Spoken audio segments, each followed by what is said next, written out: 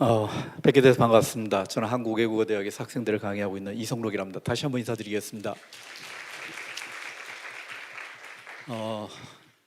아침부터 이렇게 일찍 우리 나오시느라고 우리 학부모님들 대단히 수고 많이 하셨는데 오늘 고격점제에 대해서 이야기를 나누는 시간입니다. 궁금하시죠? 그런데 걱정이시죠? 그런데 또 하나 대학 입시 이 내용을 염두에 두고 계시는 우리 학부모님들의 입장에서는 실제 입시가 또 변한다. 지금 어느 정도 이제 중학교 학부모님들께서도 나름대로 입시 제도의 변화와 관련해서 여러 가지 공부들을 열심히 하셨습니다. 나름대로 공부도 열심히 하시다 보니까 이제 방향성을 어느 정도 잡고 이제 이대로 준비를 하면 되겠다라고 해서 준비를 하는데 또 바꾼답니다. 이 바꾸는 내용들을 살펴보니까 도대체 어떤 쪽으로 변화의 방향성을 잡고 있는지 하는 부분들이 대단히 까탈스러운 이런 느낌이 듭니다.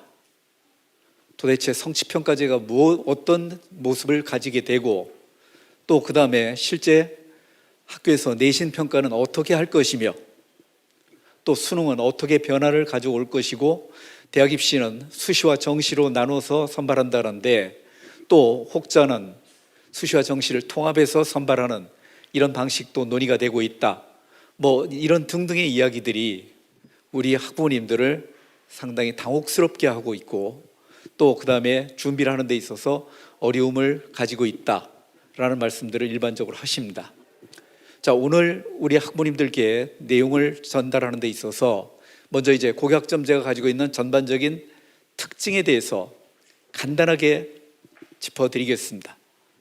특히 고교학점제가 가지고 있는 몇 가지 주된 특징들이 있는데 이 내용을 준비를 하시는 학교 현장에서는 선생님들께서 정말 대단히 고생들을 많이 하시면서 이 제도의 안착을 위해서 열심히 준비를 하고 있는 모습들을 가지고 있는데 우리 학생들, 학부모님들 입장에서 본다라면 실제 학교 현장에서 준비를 하는 이런 모습들을 어느 정도 따라가기만 하면 나름대로 적응을 할 수 있는 이런 제도적인 이런 측면들이 있는데 이런 제도와 관련된 특징들에 대해서 간단하게 말씀을 좀 드리고 결국 우리 학부모님들께서 궁금해하시는 대학 입시는 궁극적으로 어떤 방향성을 가지고 변화를 가져올 것이기 때문에 지금 현재 초등학교 학부모님들, 중학교 학부모님들도 미리 그 방향성과 관련해서 지금부터 어떤 준비들을 어떻게 할 것인지 하는 것들을 추론해보는 이런 시간을 가져보도록 하겠습니다. 그런 내용 중심으로 해서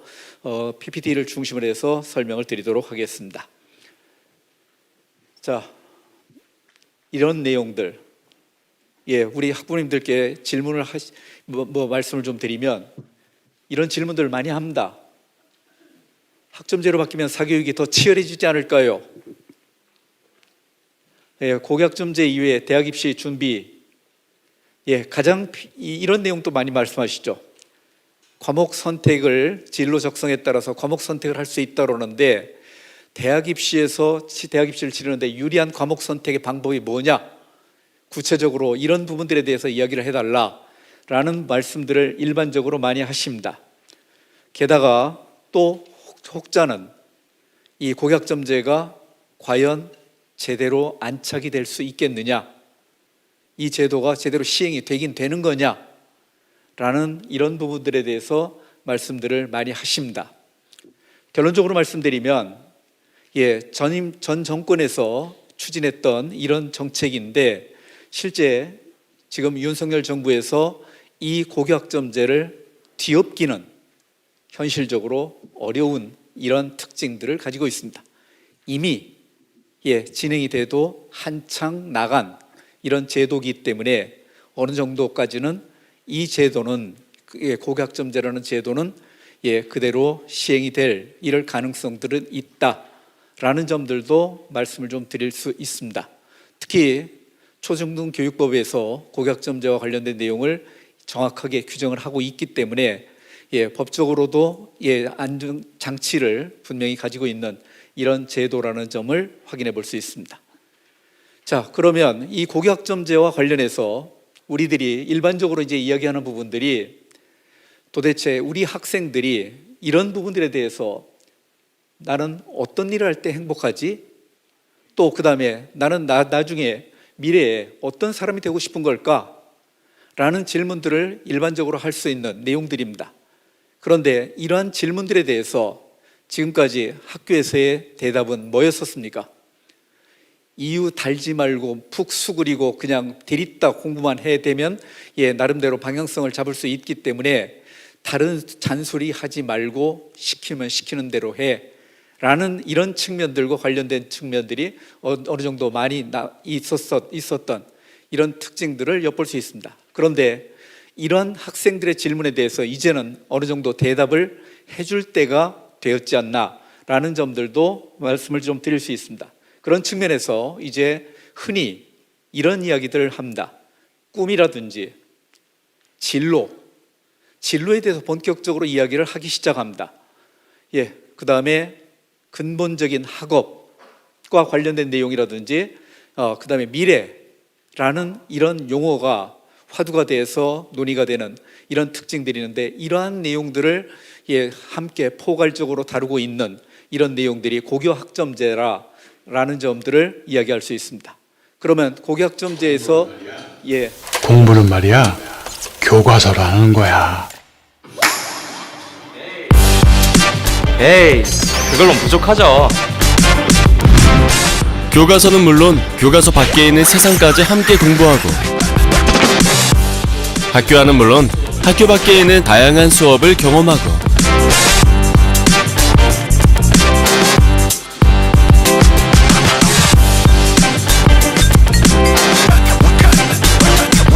학교도 나답게 공부도 나답게 요즘 학교 장난 아니죠? 공부를 도대체 어떻게 해야 되고 또 그 다음에 우리 학생들이 어떤 방향성을 가지고 진로에 대해서 고민을 하고 또 그 다음에 이런 부분들을 토대로 해서 학생들이 원하는 대학에 원하는 학과에 가서 자신의 진로를 개척하기 위해서 공부를 할 수 있는 이런 분위기가 만들어져야 된다라는 당위성 같은 것들을 엿볼 수 있는 이런 영상이었는데, 자, 그러면 이 고교학점제를 추진하게 된 배경은 어떤 것들이 있는 건가? 왜 고교학점제를 우리들이 현 시점에서 논의를 하고 있는가 하는 것들에 대해서 한번 생각을 해보는 시간을 가지도록 하겠습니다. 바로 이런 모습들. 자, 그런데 우리 학교의 현실은 어떻습니까? 우리 학교의 현실 여전히 객관식 문제풀이 방법론을 어떻게 하면 좀 더 효과적으로 정답을 찍을 수 있을까 하는 쪽에 초점을 맞추어서 이 수업이 이루어지고 있는 이런 모습들도 엿볼 수 있는 내용들인데, 실제 이런 점들을 고교학점제와 관련해서 이야기를 많이 하고 있습니다. 4차 산업혁명 너무 많은 논의가 진행이 되고 있고, 그 다음에 이 시대의 화두로서 등장하고 있는 내용이 4차 산업혁명입니다. 4차 산업혁명으로 인해서 급격한 기술 발전과 변화로 대변되는 미래사회, 이런 미래사회에서 지속가능한 변화를 주도할 수 있는 창의적 역량을 키울 수 있는 이런 시대적인 변화가 요구되고 있고, 아울러서 고교교육이 중고등학교 교육이 혁신적인 모습들을 요구되고 있고, 그 배경 속에서 고교학점제가 이렇게 추진되고 있다라는 점들도 생각해 볼 수 있겠고, 저출산, 학령인구 너무 말씀들을 많이 들어보셨던 내용들입니다. 실제 학령인구가 어느 정도 줄어들고 있는 건가? 2020년을 기점으로 해서 출산 인구가 20만을 약간 상회하는 이런 정도의 출산율을 엿볼 수 있는 이런 부분들, 현재 대학에서 학생들을 선발하면서 나타난 이런 학령인구 감소로 인해서 나타난 여러 가지 특징들을 살펴볼 수 있는 이런 점들도 엿볼 수 있게 됐는데, 이런 심각한 저출산 문제, 초고령화 사회의 문제, 이런 것들로 인해서 인력 부족이라든지 지역 공동체가 망가지는 이런 특징을 통해서 국가 성장 잠재력의 약화로 이어질 이럴 가능성이 있는 이런 상황 속에서 학생 하나하나가 가지고 있는 즉 특히 이 학생들이 가지고 있는 진로와 적성에 따라서 자기주도적인 인재로서 성장할 수 있도록 잠재적인 국가 경쟁력을 이렇게 국가 경쟁력을 강화하고 학생들의 역량을 이렇게 개발을 해서 우리 사회에서 필요한 이런 일들을 할 수 있는 이런 구조를 가져야 될 이럴 필요성과 관련해서 고교학점제가 논의가 되고 있는 이런 점들도 확인해 볼 수 있겠습니다. 자, 그런데 이러한 점들을 우리들이 흔히 이야기를 하면서 고교학점제가 마치 이런 모든 우리 사회가 가지고 있는 문제를 해결할 수 있는 전가의 보도처럼 이렇게 핵심적인 역할들을 할 수 있는 이런 장치로서 이렇게 해결을 가능한 이런 특징들이 있느냐라고 생각해 본다면 모든 문제를 일거에 해결할 수 있는 제도적인 장치가 고교학점제다 이렇게 이야기하기에는 무리가 있죠. 누구도 예측을 할 수가 없다라는 측면들이 이런 측면들이 나타나고 있는 그렇지만 현실적인 이런 모습들로 미뤄봤었을 때 우리 교육의 모습을 그래도 나름대로 일정한 방향성을 가지고 미래 사회에 대처할 수 있는 이런 교육의 모습을 엿볼 수 있는 내용들이 그래도 고교학점제의 모습을 통해서 우리가 그 방향성을 잡을 수 있지 않냐라는 측면에서 논의를 진행을 하도록 하겠습니다. 특히 우리 학교의 현실들을 본다라면 출석 일수의 3분의 2만 갖추면 졸업을 하는데 대세 전혀 지장이 없는 이런 특징들이 있는데 실제 학생들의 그 기본적인 학업과 관련된 역량들을 살펴보면 정말로 이런 단적으로 이런 이야기를 하고 있지만 알파벳도 모르는 아이들이 극단적으로 나타나는 특징들도 확인해 볼 수 있겠고 자기 이름을 한자로 못 쓴다 요즘 한자 많이 쓰지 않기 때문에 이런 특징들이 나타나고 있지만 현실적으로 이런 역량들을 가지고 있는 학생들을 그대로 졸업을 시키는 이런 상황들이 전개가 되고 있는데 이런 정도의 학생들을 그대로 고등학교 졸업자로서 배출하기보다는 나름대로 이 학생들이 가지고 있는 역량들을 어느 정도까지는 학교 현장에서 지도를 통해서 최대한 보장을 해주기 위한 책임 교육의 실현을 위해서 또 그리고 진로를 잡는 데 있어서 학생들이 단순하게 수학 잘하면 이과, 수학 잘 못하고 예를 들어서 국어를 잘하면 문과라는 식으로 학교 밖 진로가 아닌 교육 과정을 통해서 실질적으로 교육 과정을 통해서 진로에 대해서 학생들이 역량을 충분히 살펴서 진로를 결정을 해주는 이런 방향성을 가지고 있고 또 그 다음에 현실적인 모습들이 국어 국문과를 방향성을 가지고 준비를 한 이런 학생들이 심화 수학이라는 교과를 공부를 하는 모습들을 가지고 살펴보면 그 교과목에 대한 내용 이해의 폭을 어느 정도 가지고 있느냐 어느 정도 생각해 본다면 그 학생들이 어쩌면 다른 학생들을 위해서 내신을 떠받쳐주는 헌신적인 희생자로서의 역할들을 함에 불과한 이런 모습들도 등장하고 있다. 이런 학습 소외 현상을 극복하기 위해서 이런 현상을 극복하기 위해서 고교학점제가 추구되는 모습들 즉 획일적인 교육을 통해서는 학생의 흥미와 동기를 유발하기가 어렵죠.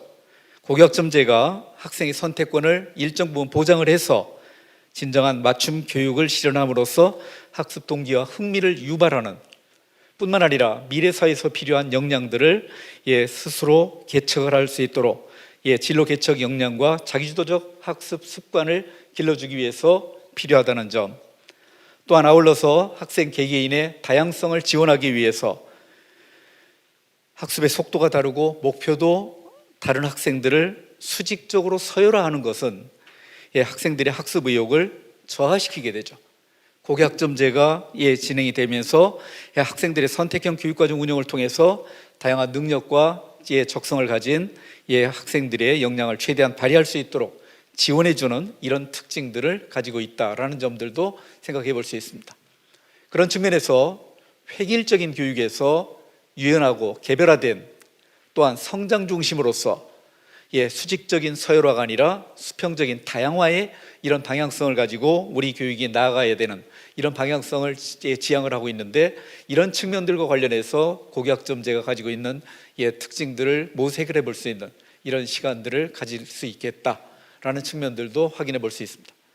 우리 학교 교육이 역사적으로 이런 변천의 모습들을 가지고 있죠. 전통사회에서는 아무래도 통합적 사고가 학생들의 역량으로서 추구되는 기본적인 특징들이 있었고, 그러다 보니까는 군자불기 이런 요소가 이 학생들의 인물 유형으로서 그 당시에 핵심적으로 받아들여졌던 인물 유형으로서는 군자불기, 전문적인 한 분야에 종사하는 사람이 아니라 학식과 덕망을 두루 갖추고 세상을 다스리는 방향을 제시하는 사람이라는 이런 내용을 추구했었던 이런 측면에서 산업사회로 우리 사회가 진입을 하면서 영역별로 세분화된 사고 역량을 강조를 하면서 전문형 인물을 추구하다 보니까는 평가의 방향성에 있어서도 정량평가의 모습을 가지고 있었던 특징이 있는데, 현대사회 특히 미래사회에서는 아무래도 소통적 사고를 요구하고 있는 이런 역량형 인물을 추구하고 있는 내용들이 등장하고 있기 때문에 종합적 평가와 관련된 이런 학생들의 평가 방식도 이런 종합평가 방식으로서의 진전을 이루게 되는 이런 특징들을 가지고 있다라는 점들입니다. 그러면 실제 고교학점제에서 지향하는 인간상, 인재상과 관련해서 내용을 이야기를 해볼 수 있겠는데, 예전에 이전 사회에서 산업화 사회에서 가지고 있었던 우리 사회에서 추구했었던 인재상이 똑똑한 사람,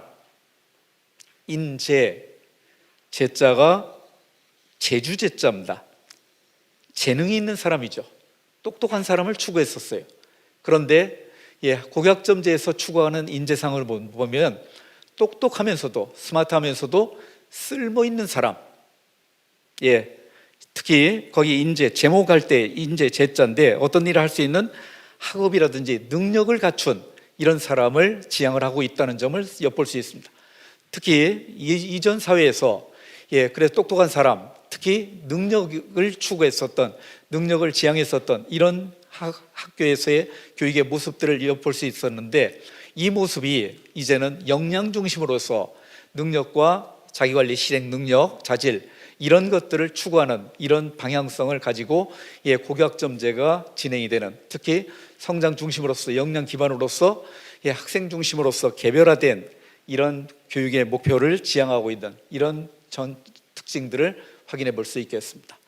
자, 이런 측면에서 이제 고교학점제가 지향하고 있는 내용들은 이런 쪽에서 생각을 해볼 수 있겠는데, 그러면 실제 고교학점제가 가지고 있는 전반적인 특징들에 대해서 어떤 특징들을 가지고 있는 것인가 하는 부분들에 대해서 먼저 영상을 통해서 2025년부터 고등학교가 달라집니다. 강원도 교육청과 함께하는 2025년 고교학점제 알아보기. 고교학점제 들어본 적 있나요? 고교학점제란 고등학생도 대학처럼 학생이 진로에 따라 원하는 과목을 선택하고 192학점을 이수하면 졸업하는 제도입니다. 학생들은 진로에 맞는 과목을 직접 선택해서 공부할 수 있어요. 대학처럼 나만의 시간표가 생기는 거죠. 학생이 원할 경우에는 심화, 전문 과목, 직업별의 과목 등 다양한 과목을 선택할 수 있답니다.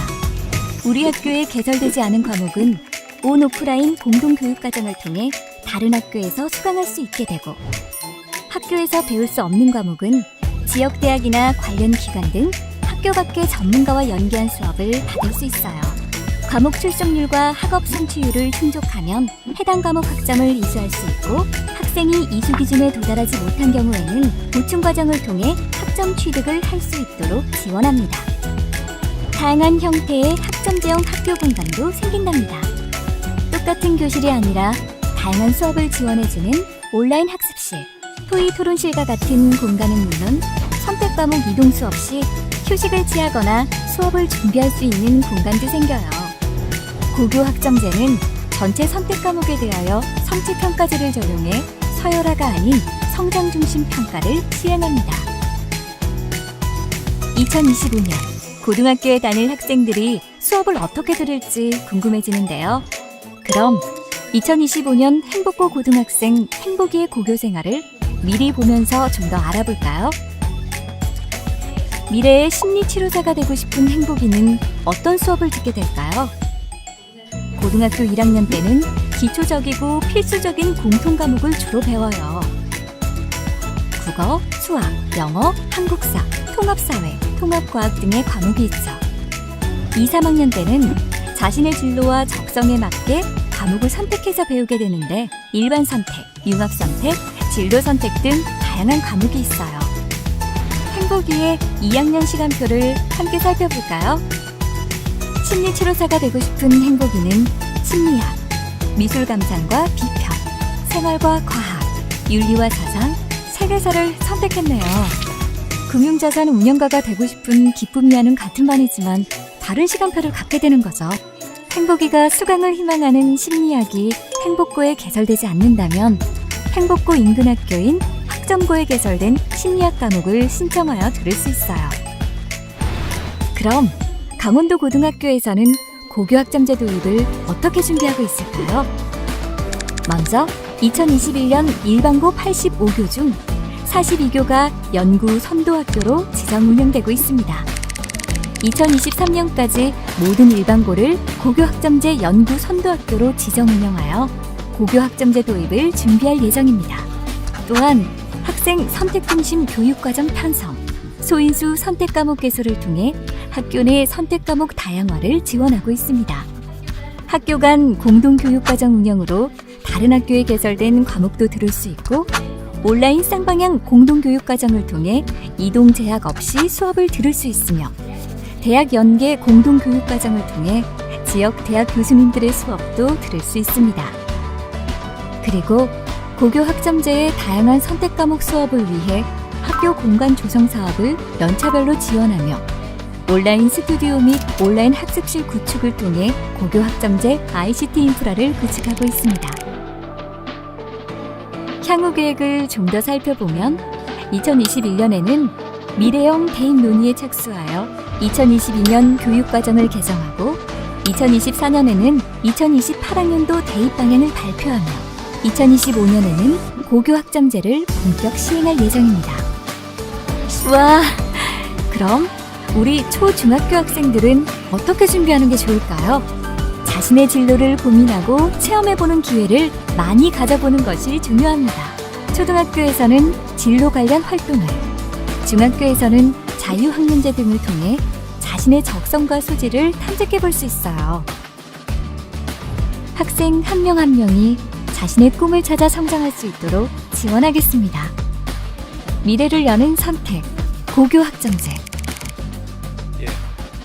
강원도교육청에서 만들어 놓은 자료입니다. 비교적 쉽게 이해를 할 수 있도록 이렇게 제시가 돼서 제가 인용을 해봤는데 여기서 말씀드리는 내용들을 토대로 해서 이제 고교학점제가 가지고 있는 가장 개괄적인 내용들에 대해서 먼저 간단하게 살펴보겠습니다.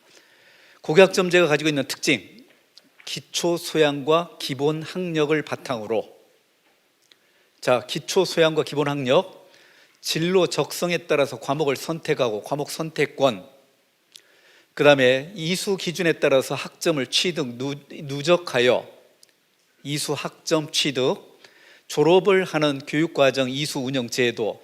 그런 측면에서 본다면 고교학점제를 규정하고 있는, 정의하고 있는 이런 개념에서 지금 핵심적인 개념들이 학생들의 과목 선택권, 과목별 성취 기준, 졸업 요건 세 가지로서 이야기를 할 수 있습니다.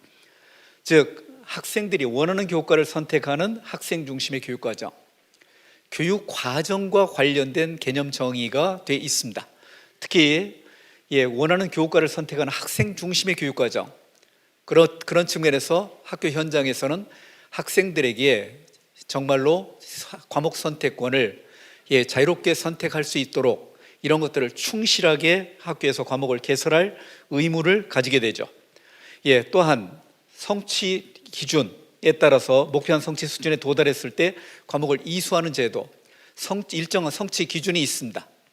성취평가제라는데 성취 기준에서 예를 들어서 40점이라는 40%이라는 이런 기준점을 도달했었을 때 ABCD E에서 이 기준을 통과하는 것으로 이렇게 학점을 이수한 것으로 이렇게 기준을 정했는데 40% 이상의 기준을 했었을 때 과목을 이수하는 제도로서의 특징, 또한 졸업 요건, 누적 학점이 기준에 도달했었을 때 졸업을 인정하는, 예를 들어서 이전에 지금까지는 학생들의 졸업을 출석 일수의 3분의 2만 출석을 하게 되면 졸업을 했었는데, 여기에서는 졸업 학점제 누적 학점이 기준에 도달했었을 경우에 192학점을 이수를 하는 이런 제도적인 특징들이 있는데, 이런 졸업 제도로서의 특징들을 아울러 가지고 있다.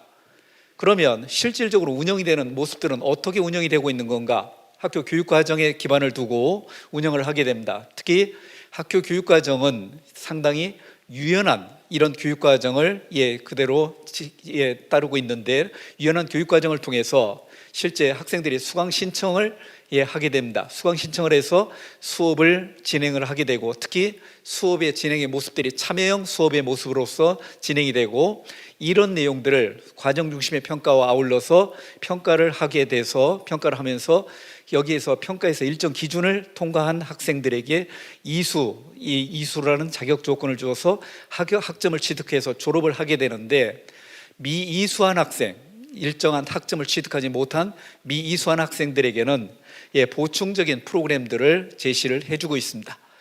학교에서 여러 가지 보충 프로그램들을 제시를 해서 이수를 할 수 있도록 도와주는 이런 과정들을 거치게 되는 이런 내용의 졸업 제도까지가 운영 체계와 관련되는 부분들인데, 자, 그러면 구체적으로 이제 학교 현장에서의 변화의 모습들을 생각해 볼 수 있겠는데, 일단 학교 고교학점제가 시행이 되면서 단위라는 개념, 현재는 단위라는 개념을 통해서 이렇게 이야기를 하고 있는데, 이 단위라는 개념이 학점으로 변화를 가져오게 되는데, 특히 현재 이수 학점, 이수 단위를 따져본다면 3년간에 204단위, 특히 교과와 관련된 부분들이 180단위와 창체와 관련된 내용이 24단위를 해서 204단위를 이수하면 졸업을 하는 이런 이 제도로 시행이 됐었는데, 고교학점제가 됐었을 때는 3년간 192학점을 이수하는, 즉 학점이 학생들이 이수하는 학점의 숫자가 예전보다 줄어들고, 특히 교과가 174학점으로 줄어들고 창체도 18학점으로 줄어드는 이런 수업으로 변화를 가져오게 됩니다. 여기서 말씀드리는 단위라고 했었을 때는 대개 50분 시간을 기준으로 해서 50분을 1시간 기준으로 해서 17시간을 기준으로 해서 1단위가 이렇게 주어지는데, 학점제가 됐었을 때는 50분 시간으로 16시간 이걸 기준으로 해서 학점이 이렇게 주어지게 된다라는 점들이 달라지는 점들이고요. 그 다음에 이제 교육과정과 관련된 편제, 이 부분들은 이제 분명히 이해를 하고 계셔야 됩니다. 지금 현재 편제는 2015 개정 교육과정이 적용이 된 편제가 되겠습니다. 2015 개정 교육과정에서는 보통교과와 전문교과로 나뉘게 되는데, 특히 보통교과는 공통과목과 선택과목으로 또 분류를 할 수 있습니다. 공통과목이 있고, 그 다음에 선택과목은 일반 선택과 진로 선택으로 나누어서 살펴볼 수 있는데, 특히 거기에다가 전문교과 2로 전문교과가 나뉘게 되는데, 전문교과 1은 특목고, 외국어고등학교, 국제고등학교, 과학고등학교, 영재고등학교 하는 특목고에서 전문교과 1을 공부를 하게 되고, 그런데 일반계 고등학교에서 전문교과 1을 전문교과 1을 선택해서 공부를 할 수 있는 기회도 주어지게 됩니다. 그때 전문교과는 진로 선택 과목으로서 이렇게 바꾸어서 환산을 해서 이렇게 과정을 이수를 하도록 돼 있는데, 어쨌든 지금 현재 나타나는 이런 특징들이 있는데, 2022 개정 교육과정이 적용이 되는 2025년 고교학점제도 완전하게 정착이 되는 이런 시기가 되는데, 2025년이 되면 여기에서 가장 크게 달라지는 점 중에 또 하나가 특목고 자사고가 일반계로 전환이 된다라는 이런 내용이 이미 보도가 돼서 발표가 된 적이 있습니다. 그런데 이 내용은 정부가 바뀌면서 어떻게 변할지 여기에서는 아직도 논쟁의 여지가 있는 이런 점들이 있기 때문에 이 부분에 대해서는 뭐라고 지금 말씀드리기는 확정된 정책이 없기 때문에 말씀드리기는 어렵지만 어쨌든 현재까지 고교학점제가 진행이 되면서 내용을 규정한 부분에 의하면 그 특목고 자사고는 일반계로 전환이 된다라는 전제하에 그래서 학교 편제가 보통교과, 전문교과로 나뉘게 되는데 특목고에서 있었던 전문교과 1은 없어지게 됩니다. 그런 측면에서 이제 보통교과에서 공통과목과 선택과목으로 나뉘게 되는데 일반 선택, 진로 선택 아울러서 융합 선택이라는 과목이 이렇게 선택 과목으로서 분류가 되는 특징들을 가지고 있습니다. 교과 내 또 교과 간의 주제 통합 과목이 등장을 하고 실생활에 응용을 하기 위한 교과목으로서 융합 선택 과목들이 나타나게 된다. 그래서 이제 부모님들께서 이해를 하실 부분들은 보통교과와 보통교과, 전문교과로 나뉘게 되는데 특히 보통교과는 공통교과와 선택 과목에서 일반 선택, 융합 선택, 진로 선택으로 나뉘게 된다. 과목이 어떻게 분류가 되는지 이 개편 방향에 대해서 우리들이 좀 이해를 하고 계셔야 됩니다. 자, 그런데 이제 선택 과목을 평가를 하는 데 있어서 또 공통 과목을 평가를 하는 데 있어서 어떤 변화의 모습이 나타나고 있는가, 이제 이 부분부터는 정확하게 내용을 이해하고 계셔야 되는 부분들이 되는데 2015 개정교육과정, 지금 현재 고등학교 아이들이 적용이 되는 내용들 뿐만 아니라 2015 개정교육과정이 적용이 되는 얘들뿐만 아니라 중학교 2학년, 3학년, 그 다음에 중학교 2학년, 3학년 이 학생들 같은 경우는 2013년도부터 고교학점제가 적용이 되기 때문에 나름대로 고교학점제가 적용이 돼서 점수를 처리하는 방식들이 있기 때문에 이런 부분들에 대해서 내용을 좀 정리해 주셔야 되는데 지금 현재 고등학교 학생들 같은 경우는 공통 과목이 5단계로 성취평가제를 하면서 아울러서 석차 등급이 제시가 되고 있습니다. 등급이 제시가 되고 있기 때문에 1등급부터 9등급까지 등급이 제시가 되고 있기 때문에 대학에서 평가를 하고 선발을 하는 데 있어서 고교에서 제시된 학교의 과목별 등급을 활용을 하면 상당히 편하게 대학에서 학생들을 선발할 수 있는 이런 도구가 됩니다. 그런데 실제 2015 개정교육과정에서는 공통 과목이 석차 등급이 산출이 되고 있고 일반 선택 과목까지가 석차 등급이 산출이 됩니다. 일반 선택까지가 석차 등급이 산출이 되고 또한 성취도도 5단계 성취도 평가를 아울러서 하고 있는 이런 특징들을 가지고 있는데 진로 선택 과목 같은 경우는 고등학교 아이들 같은 경우가 3단계로 진로 선택 과목 같은 경우는 3단계로 성취도 평가를 하고 있고 아울러서 석차 등급은 산출되지 않는 이런 특징들을 가지고 있습니다. 석차 등급이 산출되지 않고 있기 때문에 대학에서 이제 학생들을 선발하는 데 있어서 예를 들어서 학교 내신 성적을 중심으로 해서 선발하는 학생부 교과 전형 같은 경우에 있어서 대학에서 고민을 거듭할 수밖에 없다는 거죠. 왜냐하면 등급을 가지고 산출을 하게 되면 이 학생이 상대적인 위치를 잡는 데 있어서 훨씬 쉽게 잡아낼 수 있겠는데 진로 선택 과목 같은 경우가 성취도 평가만 되고 있기 때문에 성취도를 어떤 식으로 반영할 거냐라는 논의들이 많이 전개될 수밖에 없는 상황이 전개된다는 겁니다. 그런 측면에서 이제 조금 이따 방향성을 가지고 어떤 방향성을 가지고 대학에서 학생들을 선발하는지 하는 것들을 이제 찾아볼 수 있겠는데 그런 부분들. 자, 그런데 이제 2022 개정 교육과정이 적용이 되는 성적 처리 방식을 따져보면 공통 과목은 석차 등급이 여전히 나오고 있습니다. 그런데 이제 공통 과목을 공부하는 시기는 대개 고등학교 1학년에서 공통 과목을 일반적으로 공부를 하게 될 겁니다. 그 다음에 공통 과목 같은 경우는 석차 등급뿐만 아니라 성취도도 5단계로 평가를 하게 됩니다. 문제는 선택 과목입니다. 2015 개정교육과정에서 일반 선택 같은 경우가 등급이 나온다겠는데 2022 개정교육과정이 적용이 되는 2025년부터는 이 학생들의 석차 등급이 산출되지 않고 성취도만 제시가 됩니다. 일반 선택, 융합 선택, 진로 선택 모든 선택 과목이 성취도만 5단계로 제시가 되고 있다는 겁니다. 그러면 성취도만 제시가 돼 있었을 때 이제 대학에서는 학생들을 선발하는 데 있어서 여러 가지 어려운 점들을 엿볼 수 있는 특징들이 나타나기 시작한다는 겁니다. 왜냐하면 성취평가제가 절대평가의 개념이죠.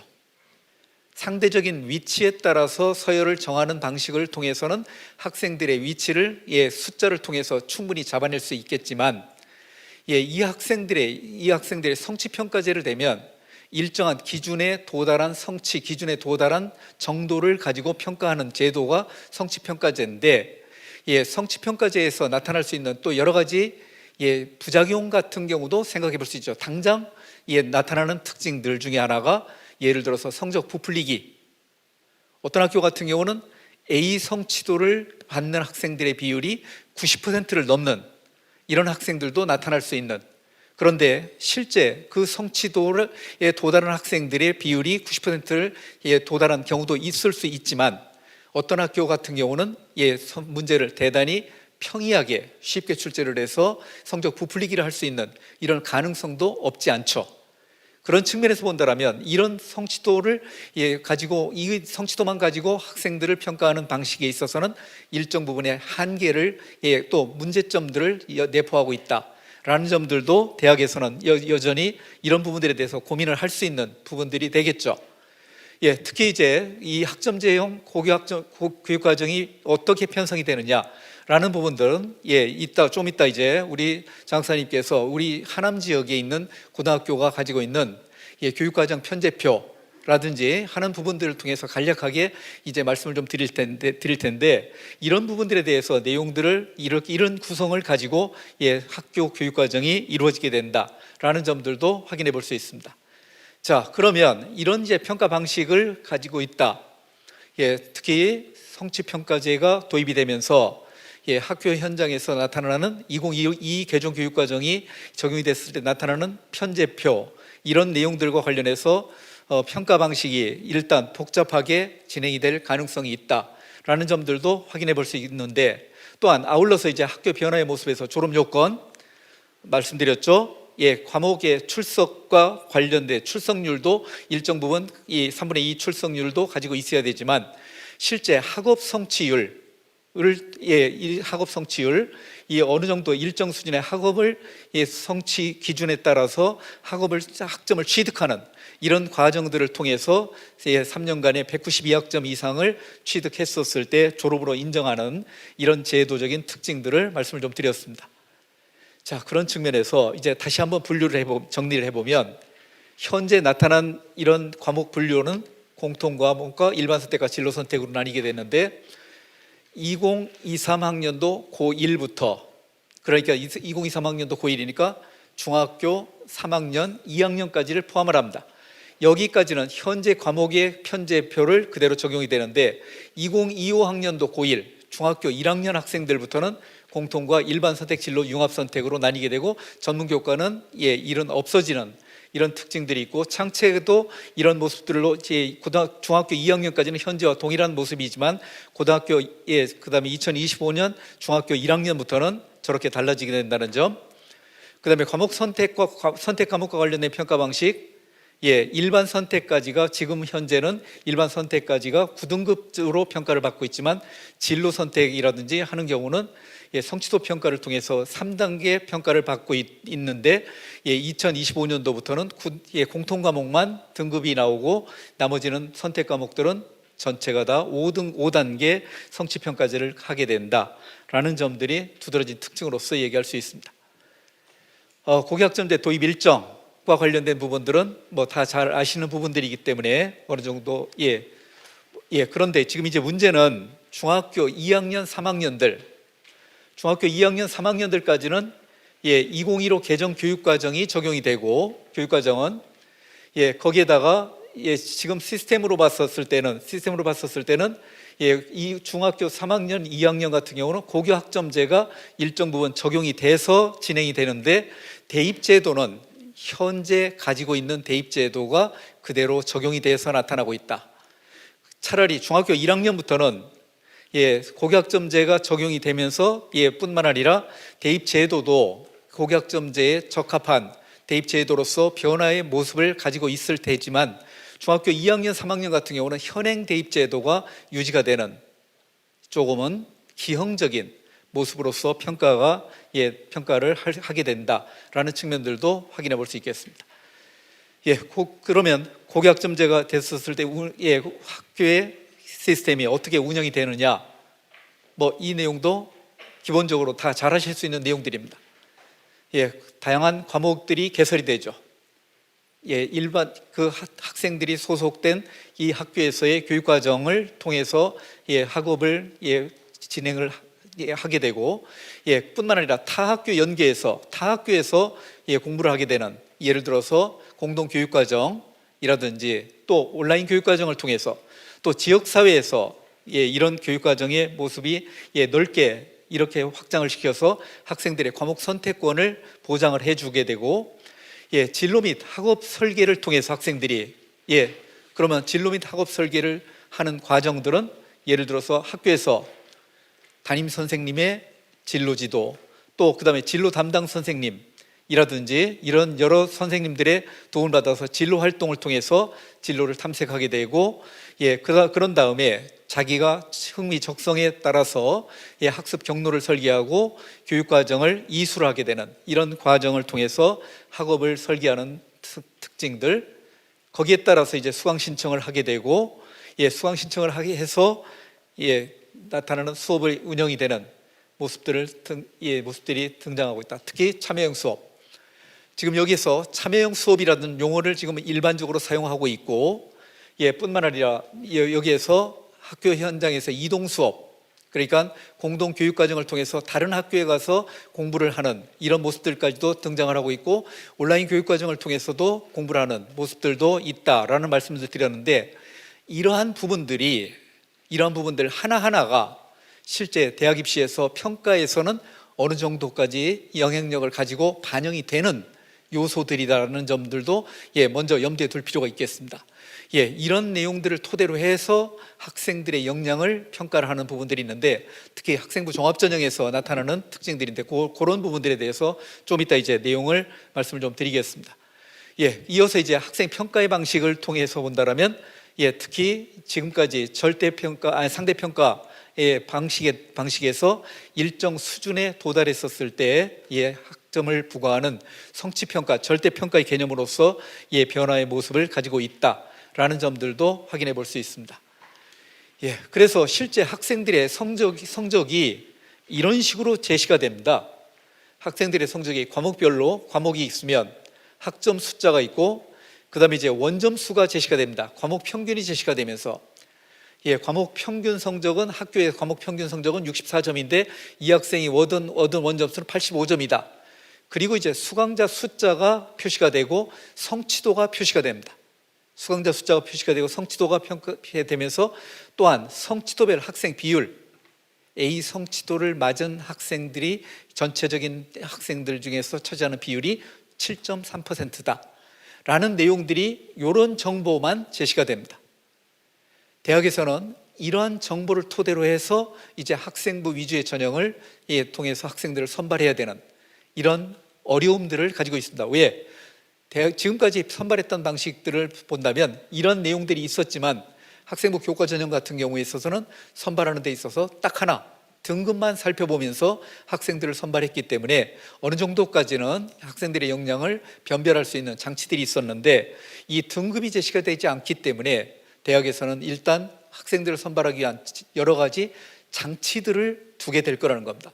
그런 것들을 이제 어떻게 두게 될 것인가 하는 것들에 대해서 내용을 이제 살펴보도록 하는데, 그래서 실제 학점을 이수를 하게 되는 내용들이 이렇게 돼 있다.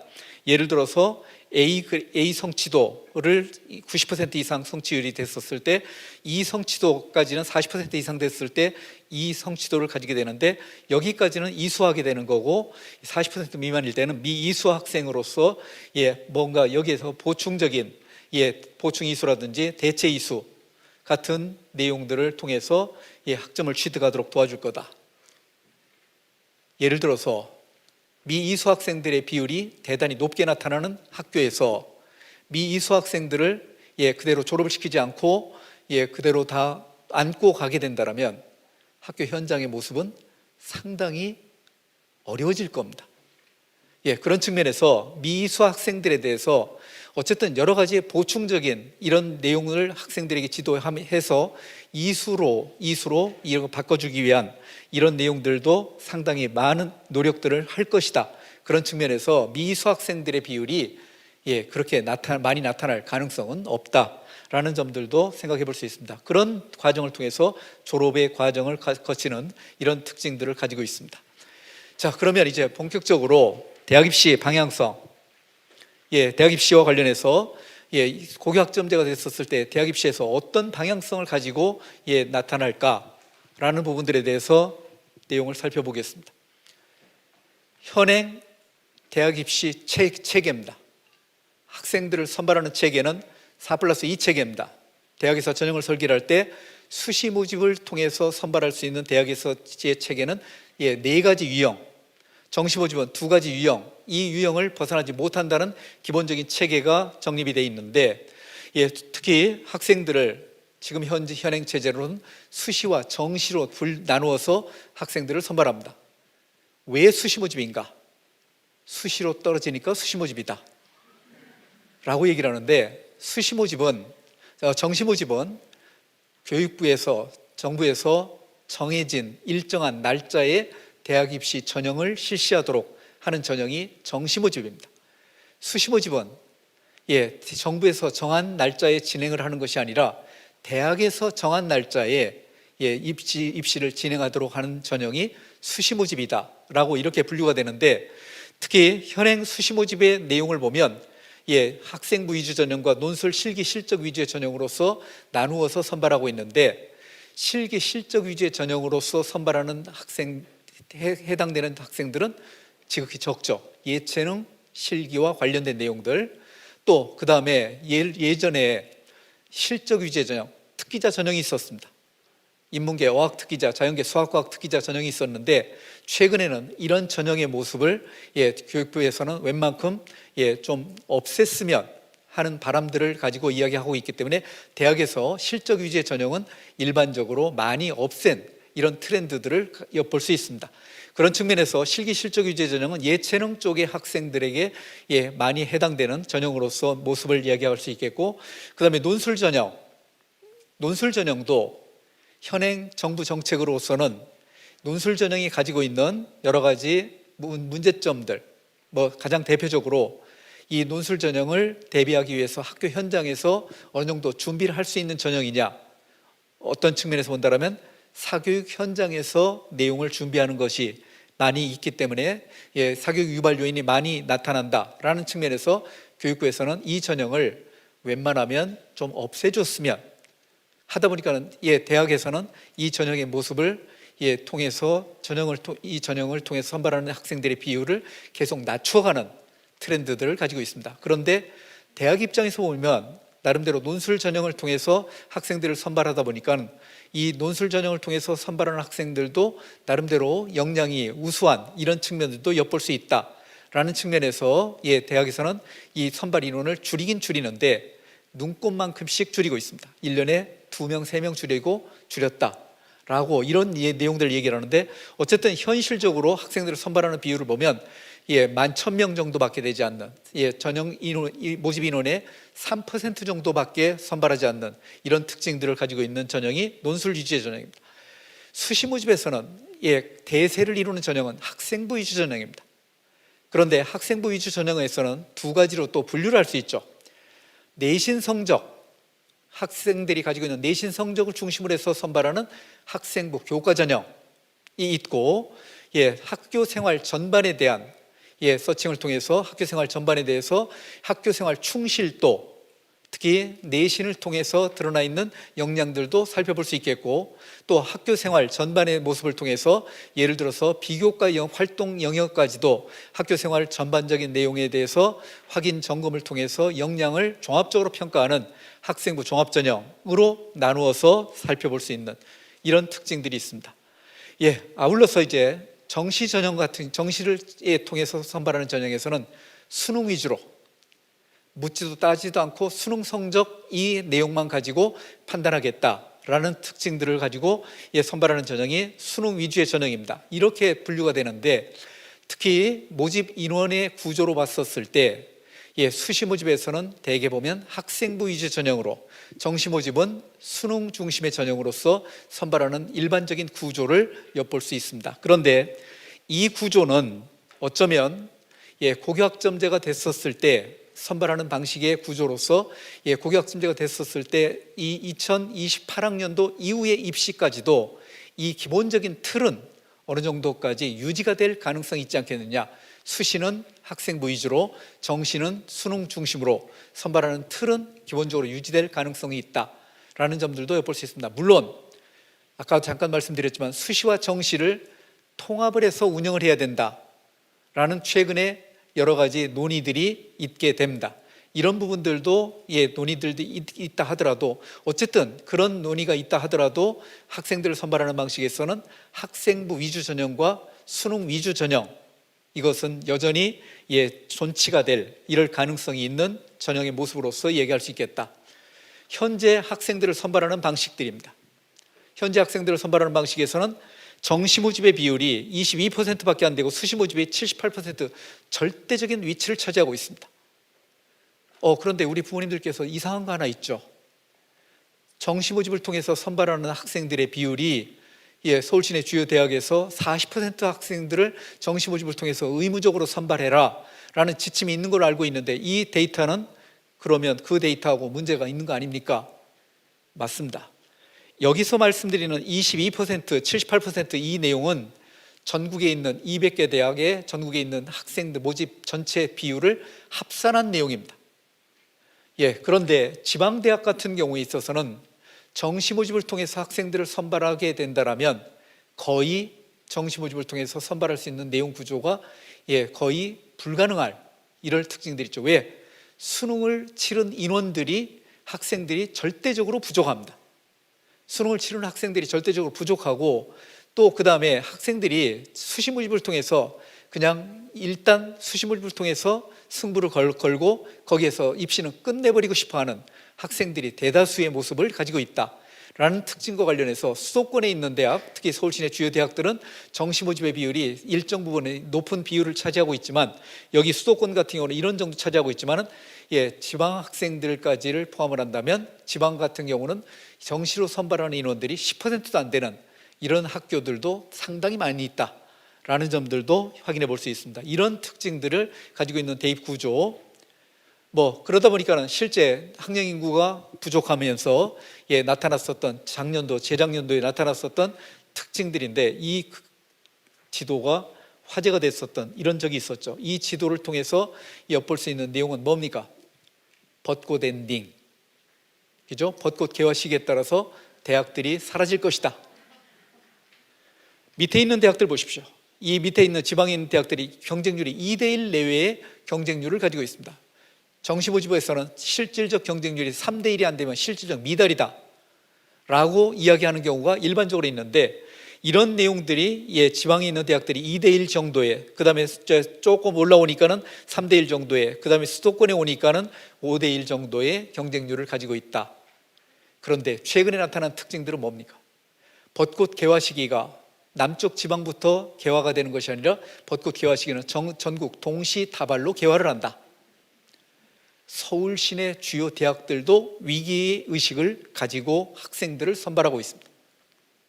지금 현재도 나타나는 특징들이, 예를 들어서 정시 모집에서 추가 합격, 전화 찬스, 전화 찬스를 받는 내용들을 보면 1단계, 2단계 발표했을 때는 합격선이 조심스럽게 내려가는 비율이 대단히 적은데 3단계부터 발표를 하게 되면 갑자기 성적이 뚝뚝 떨어지는데 4단계, 5단계 가면 피바다가 되는 모습들도 등장하고 있습니다.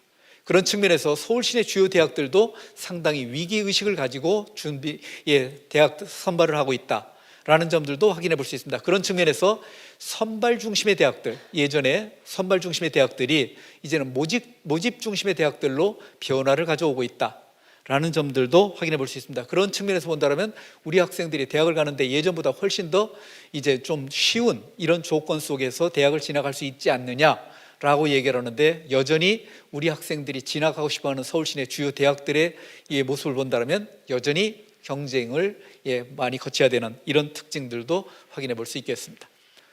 자, 대학 입시의 변화 일정, 이런 부분들에 대해서는 나름대로 제시를 할 수 있겠고, 그 다음에 어떤 원칙에 의해서 대학 입시를 진행을 해야 되느냐라는 측면들도 우리 부모님들께서 다 아실 수 있는 이런 부분들인데, 고교학점제가 됐었을 때 이제 대학 입시와 관련해서 어떤 변화의 모습을 가지고 있을 것인가. 첫째, 고교학점제가 제대로 안착이 됐다는 전제하에, 고교학점제가 안착이 되는 전제하에 수능 전형은 약화가 될 수밖에 없다. 고교학점제가 된다면 수능 전형은 약화가 기본적으로 돼야 된다는 전제 조건이 이렇게 붙을 수밖에 없다. 왜 그러냐? 학생들의 과목 선택권을 진로 적성에 따라서 과목 선택을 할 수 있도록 자유롭게 이렇게 학생들에게 선택권을 주고 있다고 그러는데, 또 진로 희망에 따라서 다양한 교육 과정을 선택하기 위해서 선택하도록 돼 있는데, 만약에 수능 중심의 전형이 계속 강화가 돼서 나타난다면 이 내용은 앞뒤가 모순된 이런 측면들을 엿볼 수 있을 겁니다. 왜냐하면 수능 중심으로 해서 수능 준비를 하는 데 있어서는 일정 부분 해당되는 과목을 학교에서 선택을 하는 것이 훨씬 더 유리한 조건이 될 것이기 때문에 아이들은 수능 과목만 선택을 하게 되는 그런 측면에서는 과목 선택권이 학생들에게 실질적으로 주어지는 것이 아니라 그런 측면에서 고교학점제가 가지고 있는 기본적인 지향점 중에 하나가 뭔가 왜곡이 되는 특징들을 가지고 있을 것이고, 그 다음에 수능 대비 형태의 수업이 아닌 수업과 평가의 혁신적인 모습, 아까 참여형 수업, 과정 중심의 평가, 이런 부분들이 본격적으로 도입이 되는 수업의 모습들을 엿볼 수 있다고 했는데, 만약에 수능 중심으로 된다면 여전히 문제풀이식의 이런 공부를 할 수밖에 없는 구조가 되기 때문에 이런 전제가 이유가 될 수밖에 없다라는 측면들도 확인해 볼 수 있습니다. 그래서 고교학점제가 진행이 됐었을 때는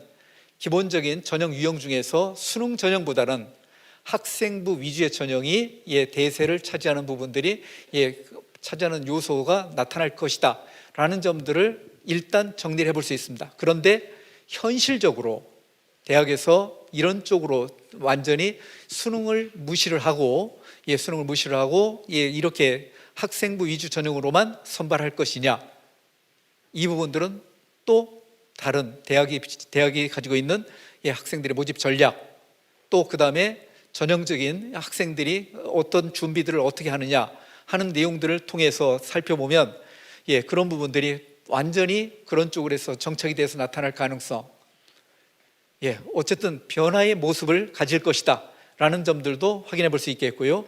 내신 및 수능 중심의 입시에서 이런 입시로 방향성을 가지고 있어야 된다. 특히 미래형 대입과 관련해서는 새로운 대입 교육제도를 반영한 미래형 수능과 대입의 방향성을 본격적으로 가지기 위한 논의를 좀 더 확대를 해야 될 거다라는 점들도 엿볼 수 있습니다.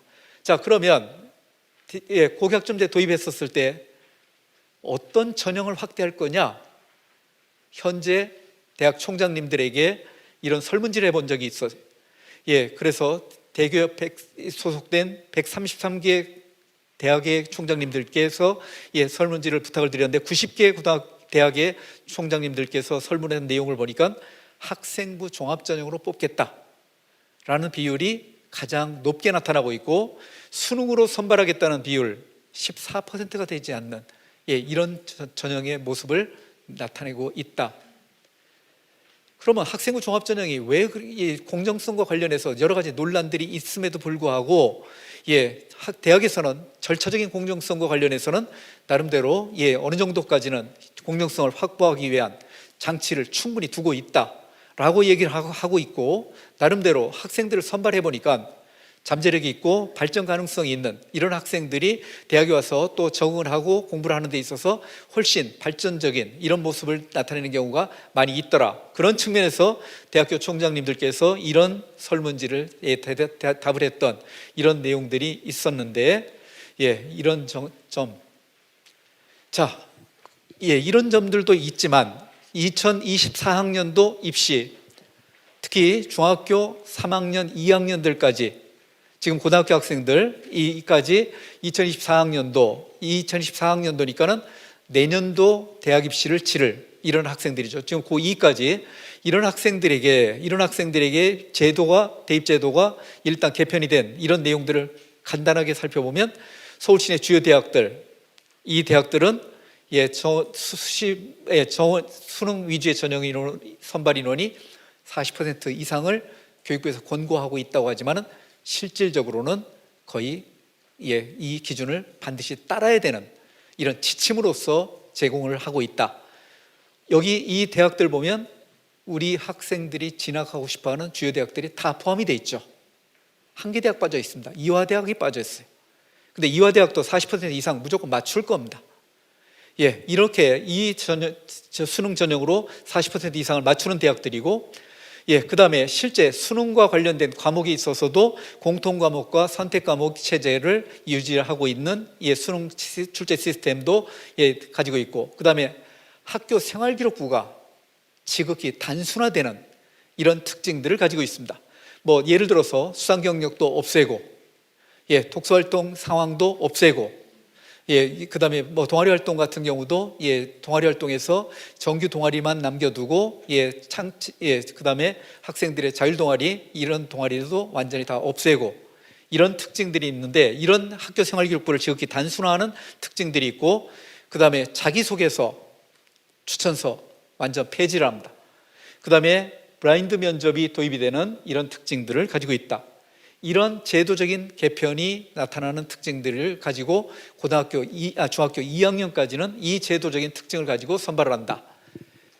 그래서 나타난 여러 가지 변화의 요소들이 학점제가 도입이 됐었을 때, 2022 개정 교육과정이 도입이 됐었을 때 나타날 수 있는 여러 가지 특징들, 내신 성취평가제, 학생부 기재 방식의 간소화 문제, 그 다음에 2028학년도 이후에 입시를 수능이 변화를 가져오게 됩니다.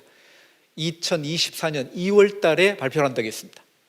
2024년 2월에 미래형 수능과 관련해서 어떻게 수능이 변화를 가져올 거냐 하는 부분들에 대한 내용이 이제 결정이 될 거고, 그 다음에 고교 체계가 일반계로 전환이 되는 체계가 어떻게 될 거냐 하는 부분들이 이제 변화의 요소로서 주요 요소로서 자리를 잡을 수 있는데, 자, 현행 대입 구조와 관련해서 이제 아까 살펴봤기 때문에 변화하는 대입의 방향성에서 이제 하나씩 내용을 정리를 해보겠습니다. 학생부 교과 전형. 일단 학생부 교과 전형은 내신을 중심으로 해서 선발하는 전형인데, 어떤 식으로든지 존치가 될 가능성이 있습니다.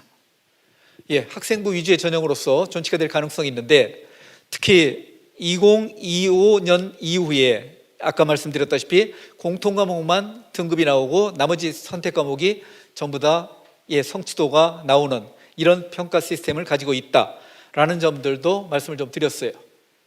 그런 측면에서 본다면 이제 대학에서 교과 전형을 통해서 선발하는 데 있어서 등급을 반영할 거냐, 성취도를 반영할 거냐라는 논의부터 시작을 해서 등급과 성취도를 아울러 반영을 하는 대학들이 많이 나타날 텐데, 성취도를 어떤 식으로 반영을 할 거냐 라는 부분들이 여기에서 이제 교과 전형에서 선발하는 모습이 이렇게 달라지게 될 가능성이 있다는 거죠. 그죠? 성취평가제가 확대가 된다라고 했죠. 성취평가제 확대가 돼서 내신 성취평가제가 어떤 식으로든지 대입에 반영이 돼서 나타날 가능성이 있다 라는 점들도 확인해 볼 수 있겠습니다. 예를 들어서 그런데 학생들의 학점제에서 성취 평가제가 됐었을 때 대학에서는 요 조건, 여기서 지금 이야기하고 있는 성취도, 성취도별 학생 비율 여기까지 지금 제시해 준다라고 교육부에서는 얘기를 하고 있는데 대학에서는 뭐까지 얘기하고 있는 거 아니에요? 표준 편차 이것만이라도 좀 제시를 해달라. 아니면 성취도별 평균 A 성취도를 맞은 학생들의 평균적인 성적이 어느 정도다라는 요 정도만이라도 제시해주면 학생들을 선발할 때 비교적 객관적인 근거를 가지고 선발할 수 있지 않겠느냐라고 요구를 하고 있지만 교육부에서는 만약에 그런 식으로 된다면 성취평가제의 개념이 또 다른 왜곡이 나타날 가능성이 있다라는 측면에서 이 부분에 대해서는 주저하는 걸로 이렇게 알고 있습니다. 그런 측면에서는 현재까지 반영이 될 성취평가제가 반영이 될 모습으로서는 여기 나타나 있는 성취도별 학생 비율 여기까지 내용을 통해서 학생들을 선발하도록 이렇게 장치가 돼 있다. 자, 그런데 교과 전형을 통해서는 이제 그러면 성취도별 반영 비율 뭐 여기까지 해서 이런 성취도에서 이 학생이 얻은 성취도 이것까지 반영해서 평가를 할 수 있지만 등급이 없기 때문에 일단 등급이 없기 때문에 선택 과목에서 반영을 하는데 상당히 어려움들을 가질 수 있을 겁니다. 그런데 이 부분을 현재 선발하는 방식, 현재도 등급을 반영하는 내용뿐만 아니라 성취도를 어떤 일정 부분 반영해서 평가하고 있는 이런 교과 전형이 실시가 되고 있는데 이 방식들을 생각을 해보면 현재도 성취도에서 가산점을 부여하는 방식들 A 성취도에 대해서 가산점 얼마를 부여한다든지 또한 등급을 변환한다든지 등급 환산점 등급을 A 등급을 받았을 때는 환산점으로 몇 점으로 변화를 가져온다든지 또한 등급별 분포 비율 A 등급을 가지고 있는 분포 비율이 몇 퍼센트를 가지고 있으면 여기에다가 곱하기 뭐를 몇 배수로 곱하고 이런 식으로 해서 그 위치를 다시 한번 조정을 하는 이런 방식들을 복잡하게 이런 방식들을 써서 평가하는 이런 방식들이 현재도 도입이 되는 학생부 교과 전형에서 도입이 된 방식들인데 아까 말씀드렸다시피 공통 과목의 등급은 반영을 하면서 성취도를 반영하는 이런 일정 부분 이렇게 반영하는 복잡한 방식을 통해서 반영을 하는 학생부 교과 전형이 실시가 될 가능성이 있다. 또한 현행 평가에서 이 대학 같은 경우는 아예 성취도를 반영하지 않는 대학도 있다. 어떤 대학들 같은 경우는 성취도를 반영하지 않고 등급만을 반영해서 뽑는 대학도 있을 수 있다. 그러면 그 등급은 1학년 때 공부한 내용들로 전체가 다 산출이 되죠. 2학년 때부터는 등급을 산출되는 과목들이 별로 없기 때문에 그러면 1학년 때 내신이 결국 대학 입시 내신 성적으로서 평가를 받는 이런 대학도 생길 수 있죠. 대개 어느 대학들입니까? 지방에서 학생들을 선발하기가 어려운 대학 같은 경우는 이런 평가 방식을 통해서 지극히 단순하게 선발할 수도 있죠. 이런 다양한 방식들도 나타날 가능성이 있고 또한 최근에 이제 나타나는 트렌드 중에 하나가 교과 전형에서 정성 평가를 하는 대학들이 늘어나고 있다는 겁니다. 이 대학들 보면 교과 성적뿐만 아니라 서류 평가, 특히 서류 평가를 하는 데 있어서도 교과학습 발달 사항에 등장하고 있는 예를 들어서 세부능력 및 특기사 이라는 부분을 정성평가, 질적평가를 해서 일정 부분 점수를 반영해서 평가를 하는 이런 대학들이 늘어나고 있는 트렌드를 가지고 있습니다. 그러면 이런 방식을 통해서 예를 들어서 정성평가를 정량평가에다가 도입을 해서 평가를 하는 방식으로서 선발하는 대학들도 늘어날 가능성들이 있다. 이런 방식으로서 학생부 교과 전형이 진행이 될 가능성이 있다라는 점들을 생각해 볼 수 있어요. 예를 들어서 이 대학 동국대학 같은 경우는 예를 들어서 서류 종합 평가를 40% 반영을 해서 선발한다든지 서울대학 같은 경우가 금년도 수험생부터 수능 성적이 반영이 되는데 수능 성적 정시에서 교과 평가 이것이 40점이 반영이 돼서 나타나는 내용들, 교과평가는 여기 나타나 있는 이런 항목들을 평가를 한다. 학생부 종합전형이 가지고 있었던 일정 부분의 요소를 교과 전형에서도 도입을 해서 평가할 가능성이 있다. 왜냐하면 이 내용이 실제 고교학점제가 됐었을 때 나타날 수 있는 학생들의 성향을 일정 부분 반영을 해서 평가를 하는 방식이기 때문에 이런 방식으로서 평가할 가능성이 있다라는 점들, 거기에다가 서울대학 같은 경우는 전공과 연계해서 이 전공을 하는 데 있어서는 가급적이면 고등학교에서 교과목 중에서 이런 과목들은 필수적으로 이수를 해줬으면 좋겠다라는 것까지 지정을 해주고 있는 이런 몇 개 학과들이, 예를 들어서 이공계통의 학과들인데 이런 학과들이 지정해주는 특징들이 있는데 다른 대학들도 이런 내용들을 어느 정도까지 지정을 해줄 이럴 가능성들도 나타나고 있다라는 점들도 확인해 볼 수 있겠습니다. 그래서 교과 전형은 앞으로 향후에 어떤 방식으로든지 존치될 가능성이 있다. 그런데 학점제 시행에 따라서 교과 전형을 운영을 하는 데 있어서는 어려움을 가지고 있을 수 있다. 그런데 그 어려움을 대학에서는 어쨌든 고민을 해야 될 부분들이고 어떤 식으로 선발하든지 간에 대학에서는 선발 방식을 분명히 학생부 교과가 가지고 있는 전형이 가지고 있는 취지를 반영한 이런 방식으로서 평가 방식을 모색을 해야 될 거다.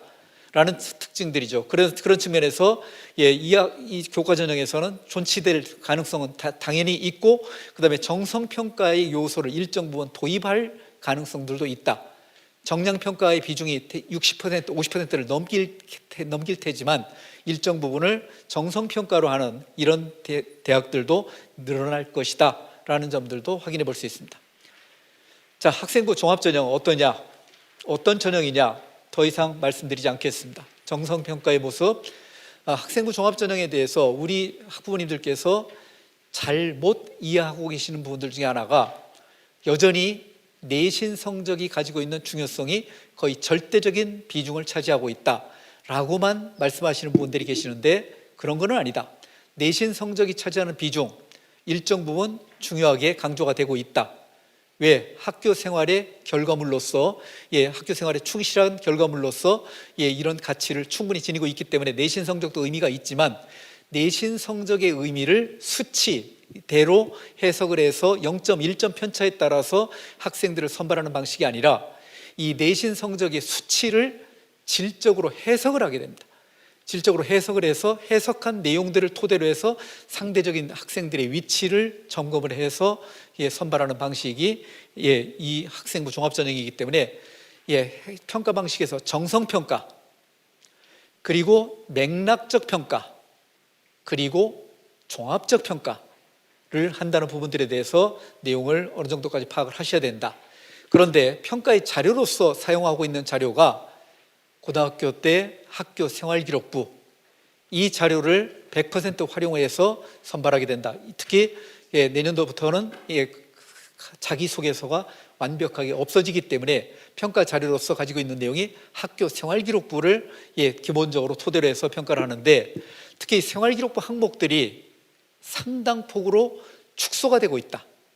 생활기록부 항목들이 축소가 되면서 그러다 보니까 이제 우리 부모님들께서 내신 성적의 비중이 좀 더 올라가는 것이 아니냐라고 얘기하는데 좀 더 실질적으로 말씀드리면 내신 성적뿐만 아니라 세부능력 및 특기사항이라는 요소를 통해서 실제 이 학생이 학교에서 공부한 학업에 매달린 이런 모습들을 구체적으로 내용을 판단을 해서 선발하는 전형이기 때문에 특히 그 학교 현장에서 학생부에 나타나 있는 교과학습 발달사항, 세부능력 및 특기사항, 이 부분들이 강조가 되고 있지만 다른 요소들도 예를 들어 창체활동과 관련된 요소라든지 종합의견과 관련된 내용이라든지 하는 부분들과 관련된 부분들이 아울러 종합적으로 함께 중요한 의미를 가지게 된다라는 점들도 확인해 볼 수 있습니다. 평가는 대개 이제 이런 평가 요소를 가지게 됩니다. 학업 역량과 진로 역량과 공동체 역량이라는 평가 요소를 가지게 되는데 오늘은 물리적인 시간이 없기 때문에 이 부분에 대해서는 말씀드리지 않도록 하겠습니다. 이 부분에 대해서 평가에 대해서 말씀을 좀 드리려면 한 2시간 정도 설명을 드리면 어느 정도까지 학부모님들께서 내용을 이해하실 수 있을 텐데, 자, 그래서 실제 이렇게 학생들을 선발하는 방식인데 학생부 종합전형은 어떤 식으로든지 존치한다. 제가 보기에는 존치할 가능성들이 대단히 높게 나타난다라는 점들도 확인해 볼 수 있겠고, 뿐만 아니라 실제 뿐만 아니라 우리 학생들이 성취평가제가 도입이 되면서 또한 수업이 변화되면서 수업이 변화된 모습을 통해서 학생들이 역량을 드러내고 있는 모습들, 또한 평가의 모습을 통해서 특히 과정 중심의 평가를 통해서 드러나는 역량의 모습들, 이런 것들이 구체적인 평가의 대상이 된다. 예를 들어서 이겁니다. 학생부 종합전형을 대비하는 데 있어서 가장 핵심적인 대비 방법이 뭐냐라고 얘기한다면 누가 뭐라 해도 가장 초점이 되는 부분들은 수업입니다. 예를 들어서 이거죠. 예전의 수업은 어떤 식으로 강의식, 전달식 수업이 일반적으로 나타났었어요. 하다 보니까는 강의식, 전달식 수업을 할 때 학생들에게 지녀야 될 태도를 강조하게 되면 어떤 부분을 강조하는 거 아니? 눈 부릅뜨고 수업 들어라. 그러면 선생님들이 학생들의 모습을 관찰한 내용들은 이 핵심적인 내용이 이 부분이죠. 수업에 대한 집중도가 높고 성실하게 수업에 참여함. 그러면 이런 정보들을 입학사정관들에게 주어지게 된다면 입학사정관들은 거기에서 이 학생에 대한 정보를, 어떤 정보를 얻어낼 수 있습니까? 범생이로구나 라는 정보 이외에는 얻을 수가 없습니다. 그런데 최근에 수업이 변화를 가져왔다겠어요. 다양한 참여식 수업, 토론, 발표, 그 다음에 실험 실습이라든지 여러 가지 프로젝트 학습이라든지 이런 다양한 수업들의 모습들이 진행이 되고 있다는 겁니다. 그러면 우리 학생들이 지녀야 될 태도는 어떤 태도입니까? 첫째, 눈 부릅뜨고 들어라. and 길길이 날뛰어라. 그렇게 되면 학생들의 모습이 수업 시간에 현장에 나타나는, 예를 들어서 어떤 발표와 관련해서, 토론과 관련해서 학생들의 반응이 나타날 것이고, 이 반응의 구체적인 모습들이 나타날 것이고, 이런 것들을 통해서 선생님들께서 어떤 역량을 평가하는 부분들이 등장할 거라는 겁니다. 이런 내용들이 또 평가의 내용을 과정 중심의 평가를 하다 보니까는 과정 중심의 평가 과정에서 나타나 있는 학생들의 특징들이 등장을 하게 될 거라는 겁니다. 이런 내용들을 학교 생활기록부의 교과 세부능력의 특기사항에 기록을 해 주시는데, 이 내용을 토대로 해서 이 학생이 가지고 있는 근본적인 학업과 관련된 역량들, 가장 대표적으로 자기주도적 학업 역량이라든지 지적 호기심이 어떻게 계속적으로 확충이 돼 나가면서 나타나고 있는 특징들이 있는가 하는 것들을 판단하는, 이런 부분들을 종합적으로 판단하는 평가를 하는 부분들이 바로 학생부 종합전형이라는 겁니다. 그런 측면에서 고교학점제가 됐었을 때 나타날 수 있는, 예를 들어서 어떤 과목들을 선택을 했는데 이 과목을 왜 선택을 했을까? 이 과목을 선택을 해서 어떤 공부들을 어떻게 했는데 이 내용을 공부를 했었을 때 이 학생이 대학에 왔었을 때, 또 이 학과를 전공을 한다고 했었을 때 진로와 관련해서 이 내용이 어떤 의미를 가지고 있을까라는 긍정적 의미를 도출하는 이런 과정들을 통해서 평가를 하게 되기 때문에 실제 고교학점제가 됐었을 때 평가의 제도로서는 가장 맞는 방향성을 가지는 것이 이쪽 방향을 가지고 있다라는 점들. 그런데 지금 제가 계속적으로 말씀 좀 드리는 부분들 중에 하나가 교과 전형의 모습이 종합 전형의 모습을 일정 부분 도입을 하는 양상들을 많이 가지고 있고, 또 종합 전형의 모습을 통해 본다면 종합전형에서 예를 들어서 학생들의 과목 선택권, 과목 선택을 어떻게 하는지 이런 것들도 평가 대상에서 고려를 한다라는 점들도 있고, 그 다음에 역량들 중심으로서 평가를 하는 부분들이 있기 때문에 실질적으로 본다라면 또 종합전형이 교과 전형의 모습을 일정 부분 담고 있는 이런 특징들도 있다. 그런 측면에서 어쩌면 교과 전형의 종합전형의 교과와 두 전형이 통합이 돼서 운영이 될 가능성이 있다라는 점들도 조심스럽게 예측을 해보게 됩니다. 그런 식으로 해서 학생부 종합전형과 교과전형이 통합이 돼서 나타날 가능성들이 있다라는 점들도 확인해 볼 수 있습니다. 자, 그러면 이제 수능은 어떻게 되느냐라는 점들입니다. 수능은 어떻게 되느냐? 2028학년도 대입제도와 관련해서 특히 미래형 수능과 관련해서 2024년 2월 달에 발표될 내용을 봐야 되는데, 현재 이 부분에 대해서는 연구가 한창 진행 중인 이런 모습들을 확인해 볼 수 있습니다. 자, 그러면 실제 수능과 관련해서 가장 먼저 논의가 될 내용 중에 하나가 수능의 성격을 어떤 쪽으로 규정을 할 거냐. 예를 들어서 기본적인 학업 역량, 가장 기본적인 학업 역량을 평가하는 기초적인 도구로서의 수능을 활용을 할 것이냐, 일정 부분의, 그러니까 일정 부분의 학업 성취도, 일정 부분의 역량들을 가지고 있다라면, 이런 정도라면 이 학생의 역량은 수능과 관련해서 평가해서 어느 정도까지 평가를 하고 있다라고 판단이 된다라면, 예를 들어서 일정 기준에만 도달되는 정도를 가지고 판단해 볼 수 있는, 즉 절대평가로 수능의 방향성을 지향을 할 것이냐 라는 부분들에 대해서 논의를 전개해야 될 겁니다.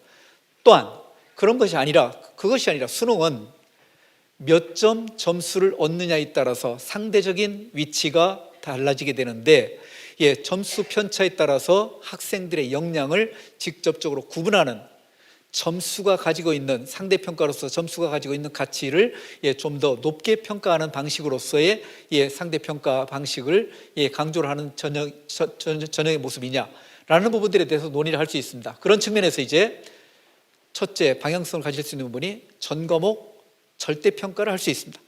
지금 현행 수능 방식을 보면 절대평가와 상대평가가 공존하고 있는 세계 유일의 국가죠. 우리 절대평가, 예를 들어 영어, 한국사, 제2외국어인 한문 절대평가를 하고 있습니다. 일정 기준에 도달되면, 예를 들어서 일정 기준 90점이 넘으면 1등급이다, 80점이 넘으면 2등급이다 라는 일정 기준에 따라서 절대평가하는 모습들인데, 이렇게 됐을 때 수능은 완전 자격고사화되는 거죠. 물론 이 절대평가를 한다 하더라도 등급이 나오게 될 겁니다. 등급이 산출되는데 5등급제로 산출할 수도 있고 9등급제로 산출할 수도 있을 텐데, 어쨌든 학생들에게 점수 주어지는 것은 몇 점 점수 받았다, 이것이 주어지는 것이 아니라 몇 등급 받았다라는 자료만 주어지게 될 겁니다. 이런 평가 방식으로서의 수능이 절대평가 방식을 취할 가능성들도 있다. 또한 어떤 방식이냐, 상대평가를 하는데 상대평가를 하면서 그냥 지금처럼 객관식 문제만 제시하는 것이 아니라 서술형, 논술형 문제를 여기에서 일정 문제를 도입하는 이런 방식도 거론이 되고 있다. 서술형, 논술형 문제가 예를 들어서 과목에서 몇 문제 정도, 한두 문제라든지 몇 문제 정도를 주어지게 되는 이런 평가 방식을 적용을 해서 상대평가를 통해서 특히 학생들의 역량을, 심화된 역량을 평가하고자 하는 평가 도구로서의 수능.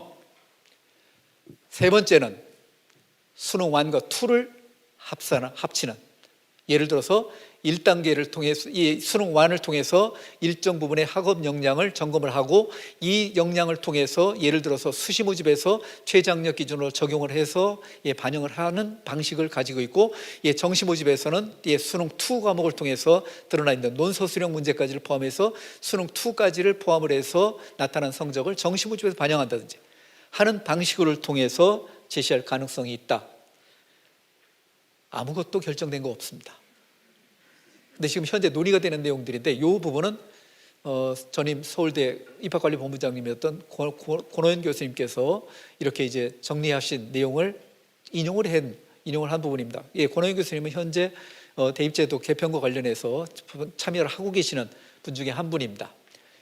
자, 그래서 실제 이제 수능과 관련해서 그 선생님들에게 한번 설문을 한번 해봤어요.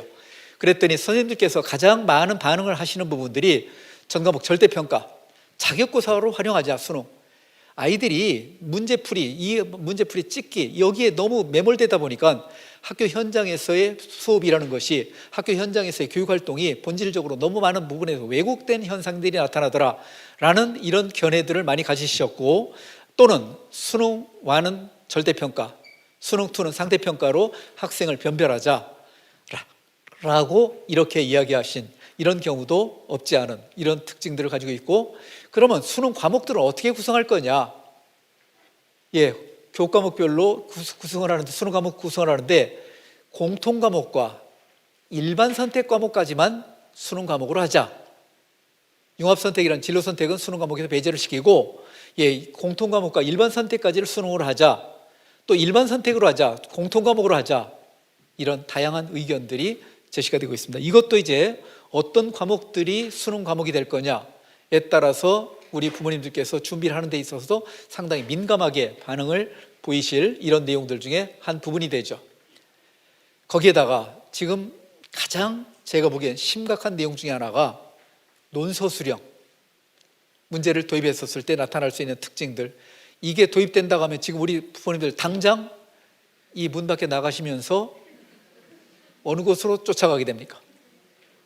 카더라 통신, 어디 가니까 논술 잘 가르친다 카더라, 당장 여기에 매달릴 가능성들이 대단히 높게 나타난다는 겁니다. 게다가 채점의 객관성, AI가 채점을 모의 채점을 해봤어요. AI가 채점을 해보니까 2줄, 3줄까지는 채점이 되는데 그 이상은 채점이 안 되더라 라고 이렇게 결론이 나왔는데, 어쨌든 여러 가지 채점 방식과 관련된 부분에 대해서 또 그 다음에 실제 학교 현장에서 어느 정도까지 지도를 할 수 있느냐, 아마 사교육 이 부분들이 그 문제가 보통 심각한 문제로서 도달되지 않을 나타날 가능성이 보통 심각한 문제가 아닐 가능성이 있다라는 점들도 엿볼 수 있습니다. 거기에다가 수능 완투로 됐었을 때 어쩌면 3년 내내 아이들이 수능에 매달리는 이상한 구조가 될 가능성이 있다. 예를 들어서 수능 1을 2학년 때 치른다, 수능 2는 3학년 때 치른다 라고 한다면 수능 1만을 반영하는 대학을 지원하는 아이들은 2학년 때까지 수업은 어느 정도 듣겠지만 3학년이 되면 완전히 학교에서 수업을 포기를 할 이럴 가능성들도 있고, 또 그 다음에 수능 2를 반영을 하는 대학들이 있다면 수능 1은 기본적으로 학생들이 어느 정도 다 점수를 맞을 거라는 전제하에 수능 2에만 매달리기 때문에 논서 수령이라든지 이런 부분에 매달리게 되기 때문에 학교 현장 수업과 또 괴리 현상 이런 것들도 나타날 가능성 정말 어렵죠. 어렵습니다. 그래서 공통 과목을 절대평가하고 대부분 학생이 절대평가를 하면서 대부분 학생이 수능 1을 응시하도록 하고 일반 선택을 절대평가하면서 필요한 학생들을 일반 선택까지를 이렇게 하도록, 이런 방식으로서 취할 가능성들도 없지 않지 않냐라는 측면들. 근데 장점은 이런 장점들이 있지만 문제점들은 또 저런 문제점들도 내포하고 있다라는 점들도 확인해 볼 수 있습니다. 그래서 실제 대학 입시에서 나타날 수 있는 전형과 관련된 구조를 따져보면 그러면 수능은 결국은 포기를 할 거냐 대비를 할 거냐. 우리 상위권 학생들 같은 경우는 기본적으로 수능에 대한 대비 해야 될 거냐 말아야 될 거냐. 상위권 학생들 같은 경우는 내신에 대한 대비 기본적으로 할 수밖에 없는 구조죠. 거기에다가 학교 생활과 관련된 여러 가지 교내 활동과 관련된 내용에 대한 대비 하셔야 되죠. 거기에다가 수능을 대비를 할 거냐. 최근에 수시 모집에서 상위권 대학들 같은 경우는 수시 모집에서 수능 최저학력 기준을 적용해서 선발하는 대학들이 늘어나고 있는 이런 트렌드들도 나타나고 있다. 그런 측면에서는 수능도 일정 부분 준비를 해야 된다.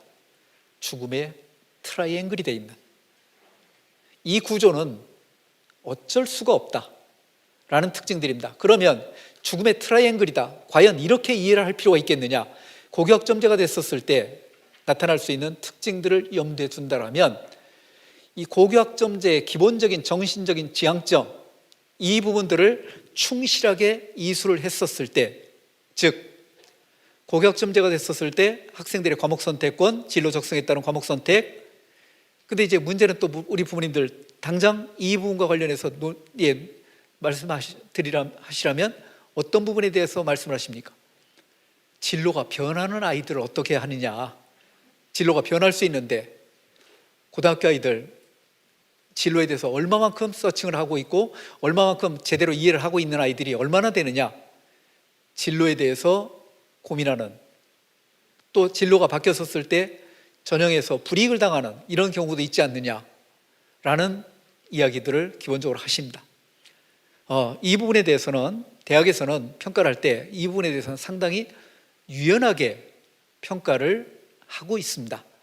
실제 어떤 특정 학과에 따른 진로 적합성, 전공 적합성 이런 부분들에 대해서 매몰돼서 평가하기보다는 전공 계열과 관련된 내용에 평가를 초점을 맞춰서 평가를 하고 있기 때문에 실제 계열이 그 크게 예를 들어서 이공계열이라든지 자연과학 계통의 계열이라든지 또는 예를 들어서 의학 계열이라든지 또는 인문 계열이라든지 어문 계열이라든지 이런 식으로 해서 좀 더 포괄적으로 내용을 따져보기 때문에 또한 진로가 바뀌었다고 해서 무조건 불이익을 주는 것이 아니라 진로가 바뀌었을 때 바뀐 이후에 활동의 교과 활동의 모습들이 어떻게 드러나고 있는가 하는 것들에 대해서 확인을 통해서 역량을 판단하기 때문에 반드시 그런 부분에 대해서 불이익을 받는다라고 이야기하기는 어렵죠, 그렇죠?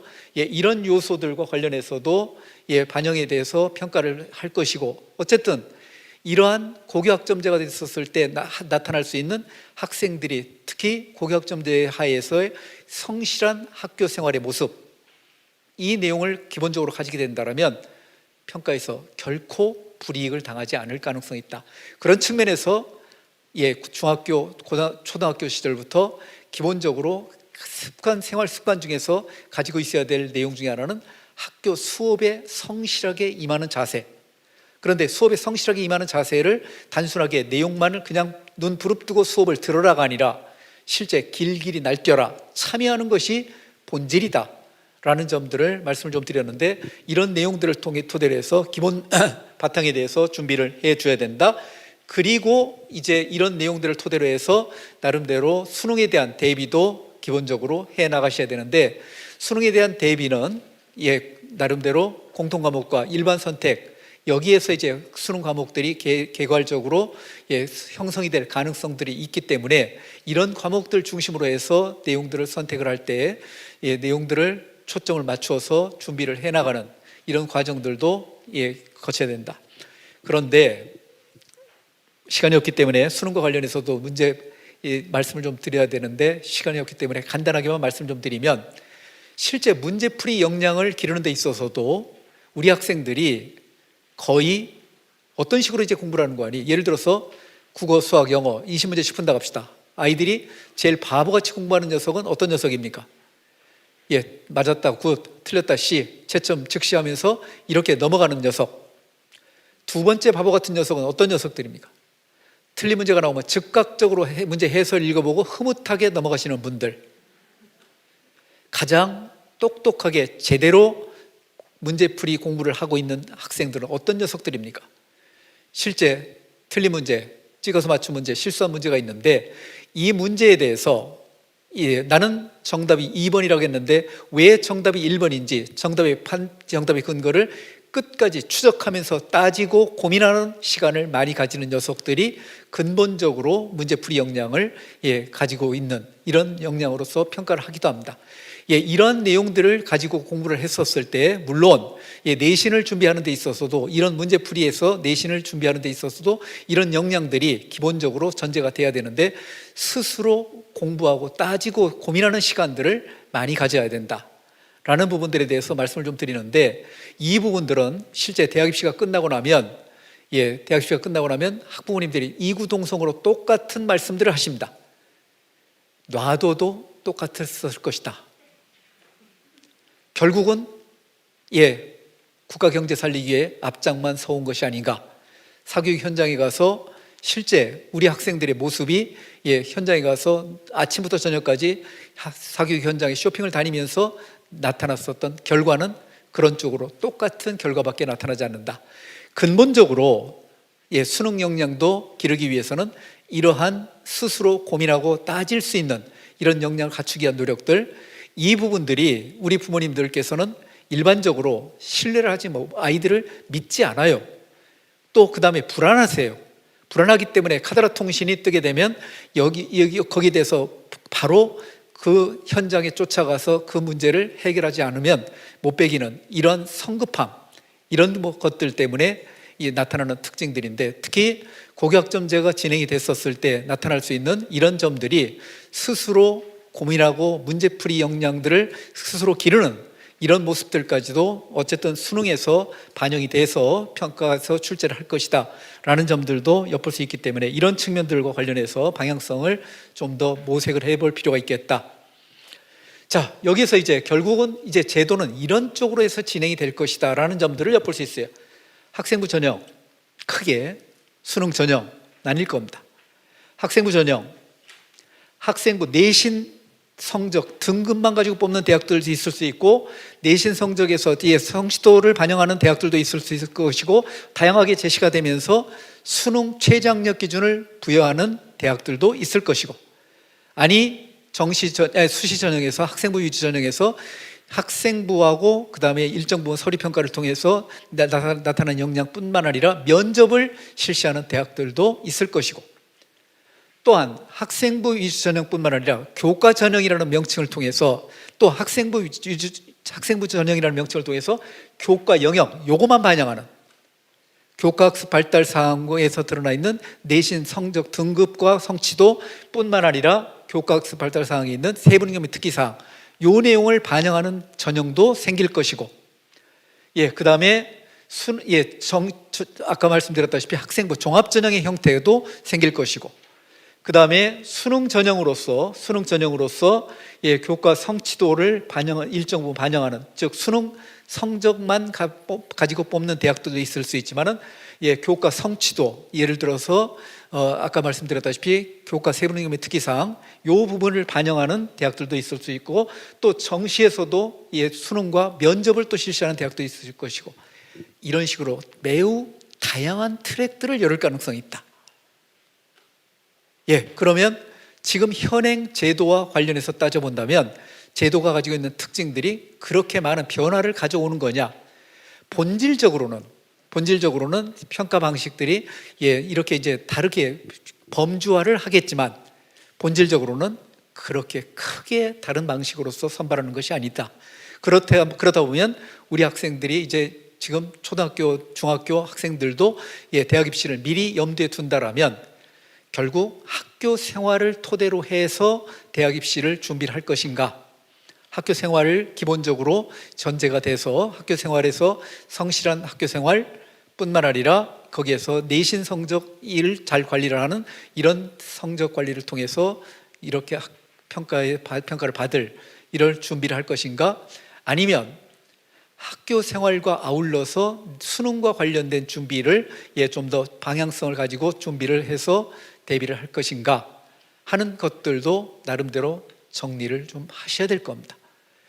그런데 우리 학생들 중에서 많은 학생들이 고등학교 입학을 하게 되면 고등학교 1학년 때 원대한 꿈을 가지고 내신 대비를 이제 하게 되고, 그다음에 정말로 대망의 꿈을 가지고 학생부 종합전형을 준비한다라고 해서 뭔가 시작을 거창하게 시작을 합니다. 근데 고등학교 1학년 1학기 기말고사까지 딱 치르게 되면 뭔가 느낌이 싸한 느낌이 들죠. 그래서 고등학교 2학기 때쯤 돼도 여전히 내신 성적은 하염없이 추락하는 것은 날개가 없다 라고 해서 계속적으로 성적이 나오지 않죠. 그러다 보니까 이제 고등학교 2학년쯤 올라가기 시작하면 이제 회의감에 빠지게 되죠. 학생부 전형, 이거 나는 포기할 전형이구나. 그러면 나는 지금부터 이제 수능에 대한 대비를 기본적으로 해야겠구나 하면서 사교육 현장에서 아침부터 저녁까지 쇼핑을 다니는 이런 모습들을 가지고 있습니다. 그런데 그 모습을 가지고 준비를 하는데 수능의 현장에서 성적이 나오는 현장의 구조를 보면 지금 어떤 아이들이 성적이 나옵니까? 죄수생들, N수생 이상, 이 아이들의 성적이 상당히 높은 성적을 차지하고 있고, 재학생들과의 성적 편차를 보면 정말로 상상을 할 수 없을 정도로 많은 편차가 나는 경우가 현실이죠.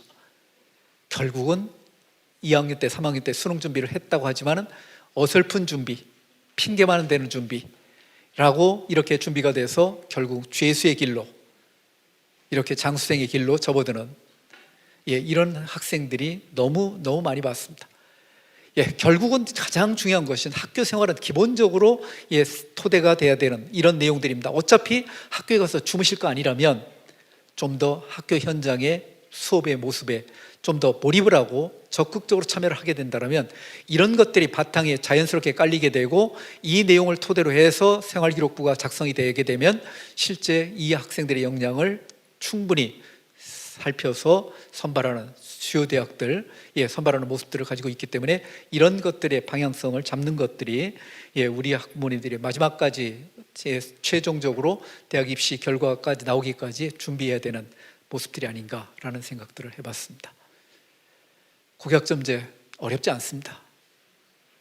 결국은 부딪혀야 될 내용들이고, 결국 과목 선택, 그리고 과목 선택과 아울러서 성취도, 아울러서 실제 수업 현장에 참여하는 모습, 이런 것들이 모습이 된다면 고교학점제 우리 충분히 극복할 수 있고 역량들을 기를 수 있는 전형이 아닌가라는 생각을 해봅니다.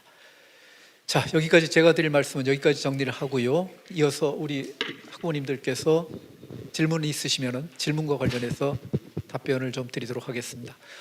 대입 제도와 관련된 부분들, 또 대입 선발과 관련된 내용들 뿐만 아니라 실제 우리 고교학점제와 관련된 내용들도 좋습니다. 뭐든지 내용을 말씀해 주시면 답변을 드리도록 하겠습니다. 일단 잠시 교수님 물을 목에 축이기 위해서 장시간 동안 그 고교학점제와 대입 방향에 관해서 말씀해 주신 교수님한테 일단은 박수 한번 부탁드리겠습니다. 저희가 당초에 기획한 시간이 있는데 교수님께서 이렇게 충분히 더 자세하게 설명해 주시는 바람에 시간이 좀 많이 갔는데요. 현장에서 한 3분 정도, 그리고 유튜브를 통해서 1분 정도 해서 한 4분 정도의 그 질문을 받도록 하겠습니다. 혹시 질문해 주실 분 있으면 손 들고 질문해 주시기 바랍니다. 네.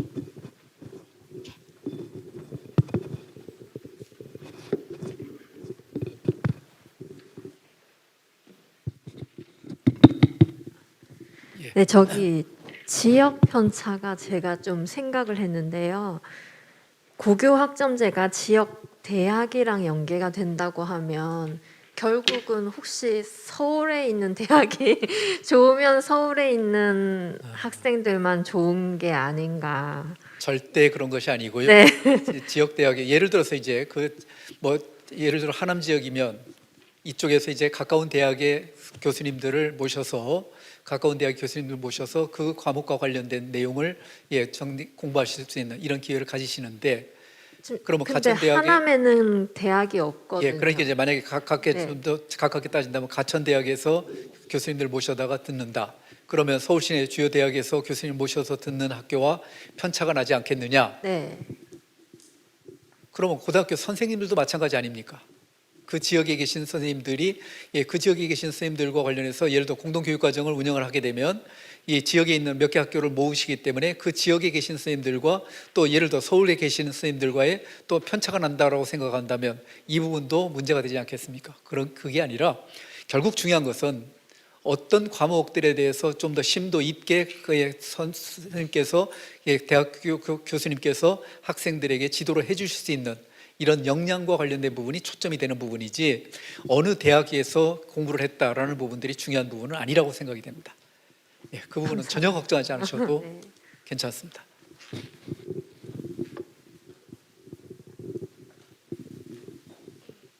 우리 학생부 관련해서 하고 싶은 말씀들이 많으실 텐데.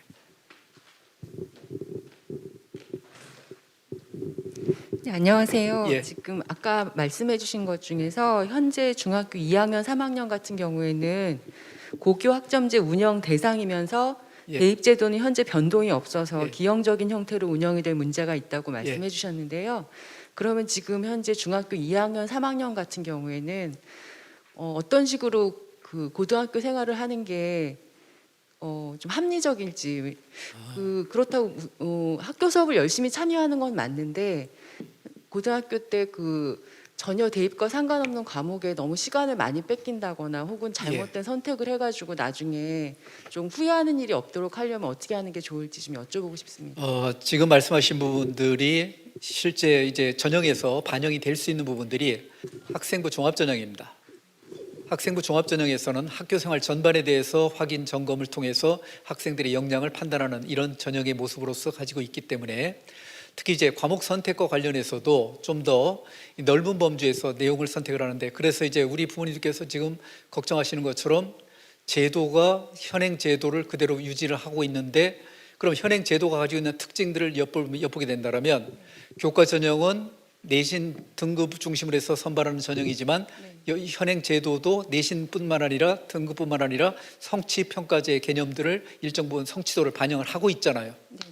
반영하고 있고, 그다음에 학생부 종합전형에서는 전혀 문제가 되지 않고 하기 때문에 지금 현재 나타나 있는 특징으로 봤었을 때 학교 현장에서 수업에 충실하게 임하는 것은 가장 기본적인 전제가 됩니다. 기본적인 전제가 되기 때문에 학교 현장의 수업은 그 다음에 참여할 수 있는 수업에 대해서는 적극적으로 참여를 하셔야 된다. 특히 이제 선택 과목과 관련해서도 어떤 과목들을 어떻게 선택했냐, 우리 부모님께서 지금 걱정하시는 부분들이 진로 선택이라든지 이제 융합 선택 이런 부분들에 대해서 좀 더 고난도와 난도가 있고 좀 더 특이한 과목들을 선택을 해서 했었을 때 좋은 평가를 받지 않겠느냐.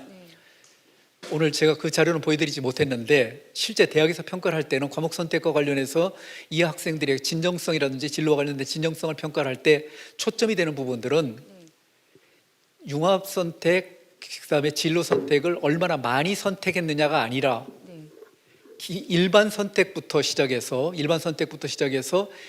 그 학과에서 요구하고 있는 기본적인 역량들을 얼마만큼 충실하게 과목으로서 이수를 했느냐. 일반 교과목 중에서 이 학과에서 반드시 필요한 과목들이라고 생각되는 가장 기본적인 과목들이 몇 가지가 있습니다. 그 과목들을 충실하게 이수를 했느냐가 먼저 평가하는 초점이 됩니다. 예를 들어서 경제학과에서 요구하고 있는 학생들의 역량을 본다면 학교에서 과목이 개설이 돼 있는데도 불구하고 경제 과목이 있다. 경제 과목이 있고 그다음에 경제 수학이 있고 진로 선택과 경제 수학 같은 경우 진로 선택이죠. 경제 과목 같은 경우는 일반 선택 과목 같은 경우로 얘기할 수 있는데 이런 과목에서 이런 과목들을 반드시 이수를 하고 일반 선택 중에서도 필요한 교과목도 이수를 하는데 특히 수학 교과에서 확률과 통계라든지 미적이라든지 하는 과목들을 어느 정도 기본적으로 일반 선택에서 제시가 되어 있는데 이런 과목들을 충실하게 이수했느냐 라는 내용들을 먼저 점검을 통해서 판단하지, 반드시 국제 경제라든지 뭐 예를 들어서 이상한 심화된 국제 경제 탐구라든지 뭐 이런 내용들에 대해서 이런 내용 깊이 있게 공부를 하는 내용이 의미 있게 평가를 받느냐, 그런 건 아니다 라는 측면들이라는 겁니다. 그런 측면에서 기본적인 선택 과목을 기본적으로는 중요하게 이수해야 될 과목들은 이수하고, 그리고 그 과목에 대해서 참여를 하는, 또 평가에서도 과정 중심의 평가를 통해서 적극적으로 임하는 이런 내용들이 토대가 된 상태 속에서 대입 전형을 준비하는 것이 가장 기본적인 토대가 된다. 수능과 관련된 부분들은 거기에다가 곁들여서 수능 최저 기준을 요구하고 있는 일부 몹쓸 대학들이 있죠. 서울대, 연세대, 고려대, 이화대학 같은 경우는 수능 최저학력 기준을 요구하고 있기 때문에 일정 부분의 최저학력 기준을 맞기 위한 전략적인 이런 공부를 해두는 것들도 방법이 되겠다라는 말씀을 좀 드립니다. 네, 감사합니다.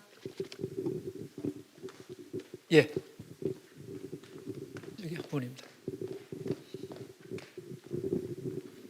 네, 안녕하세요.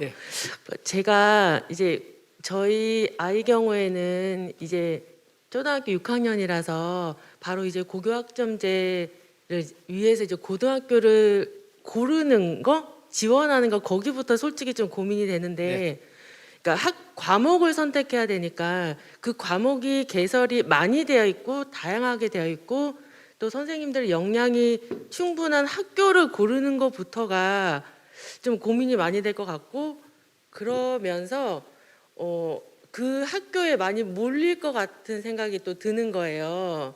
그러면 이게 저희가 뭐 아이 역량도 중요하지만 뭘 할지를 모르는 상태에서 학교를 고르는 거, 그거를 되게 고등학교를 지원하는 거, 그게 되게 고민일 것 같아서 처음에 교수님께서 말씀하실 때는 기본 뭐 일반 그 과목, 그다음에 뭐 선택 과목 이거를 차근차근히 하면 특별한 뭐 아주 심화된 과목을 배우지 않아도 뭐 학교에서 다 이제 감안을 한다고는 하셨지만 또 그런 게 아니라서 그 향후에 어떤 뭐 이렇게 다양한 과목이 개설된 고등학교 이런 데 너무 몰리는 게 있어서 뭐 온라인으로 들을 수는 있다고는 해도 그것도 한계가 있고 또 집중도도 떨어질 것 같아서 그런 부분에 대해서는 또 학교에서 전반적으로 다 같이 과목을 개설할 게 아니니까 그런 부분에 대해서 문제도 있지 않나. 그건 예. 저희가 어떻게 또 고민을 해야 될지 싶어서요. 부모님께서 정답을 말씀해 주신 것 같은데요.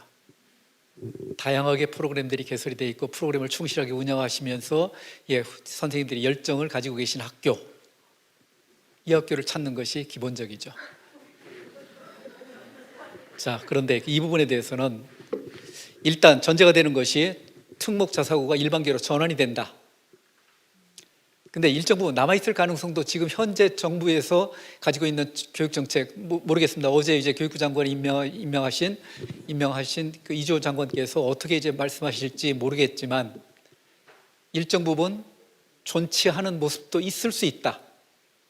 그러면 그 특목고라든지 하는 경우를 진학을 하는 것이 유리하냐 불리하냐.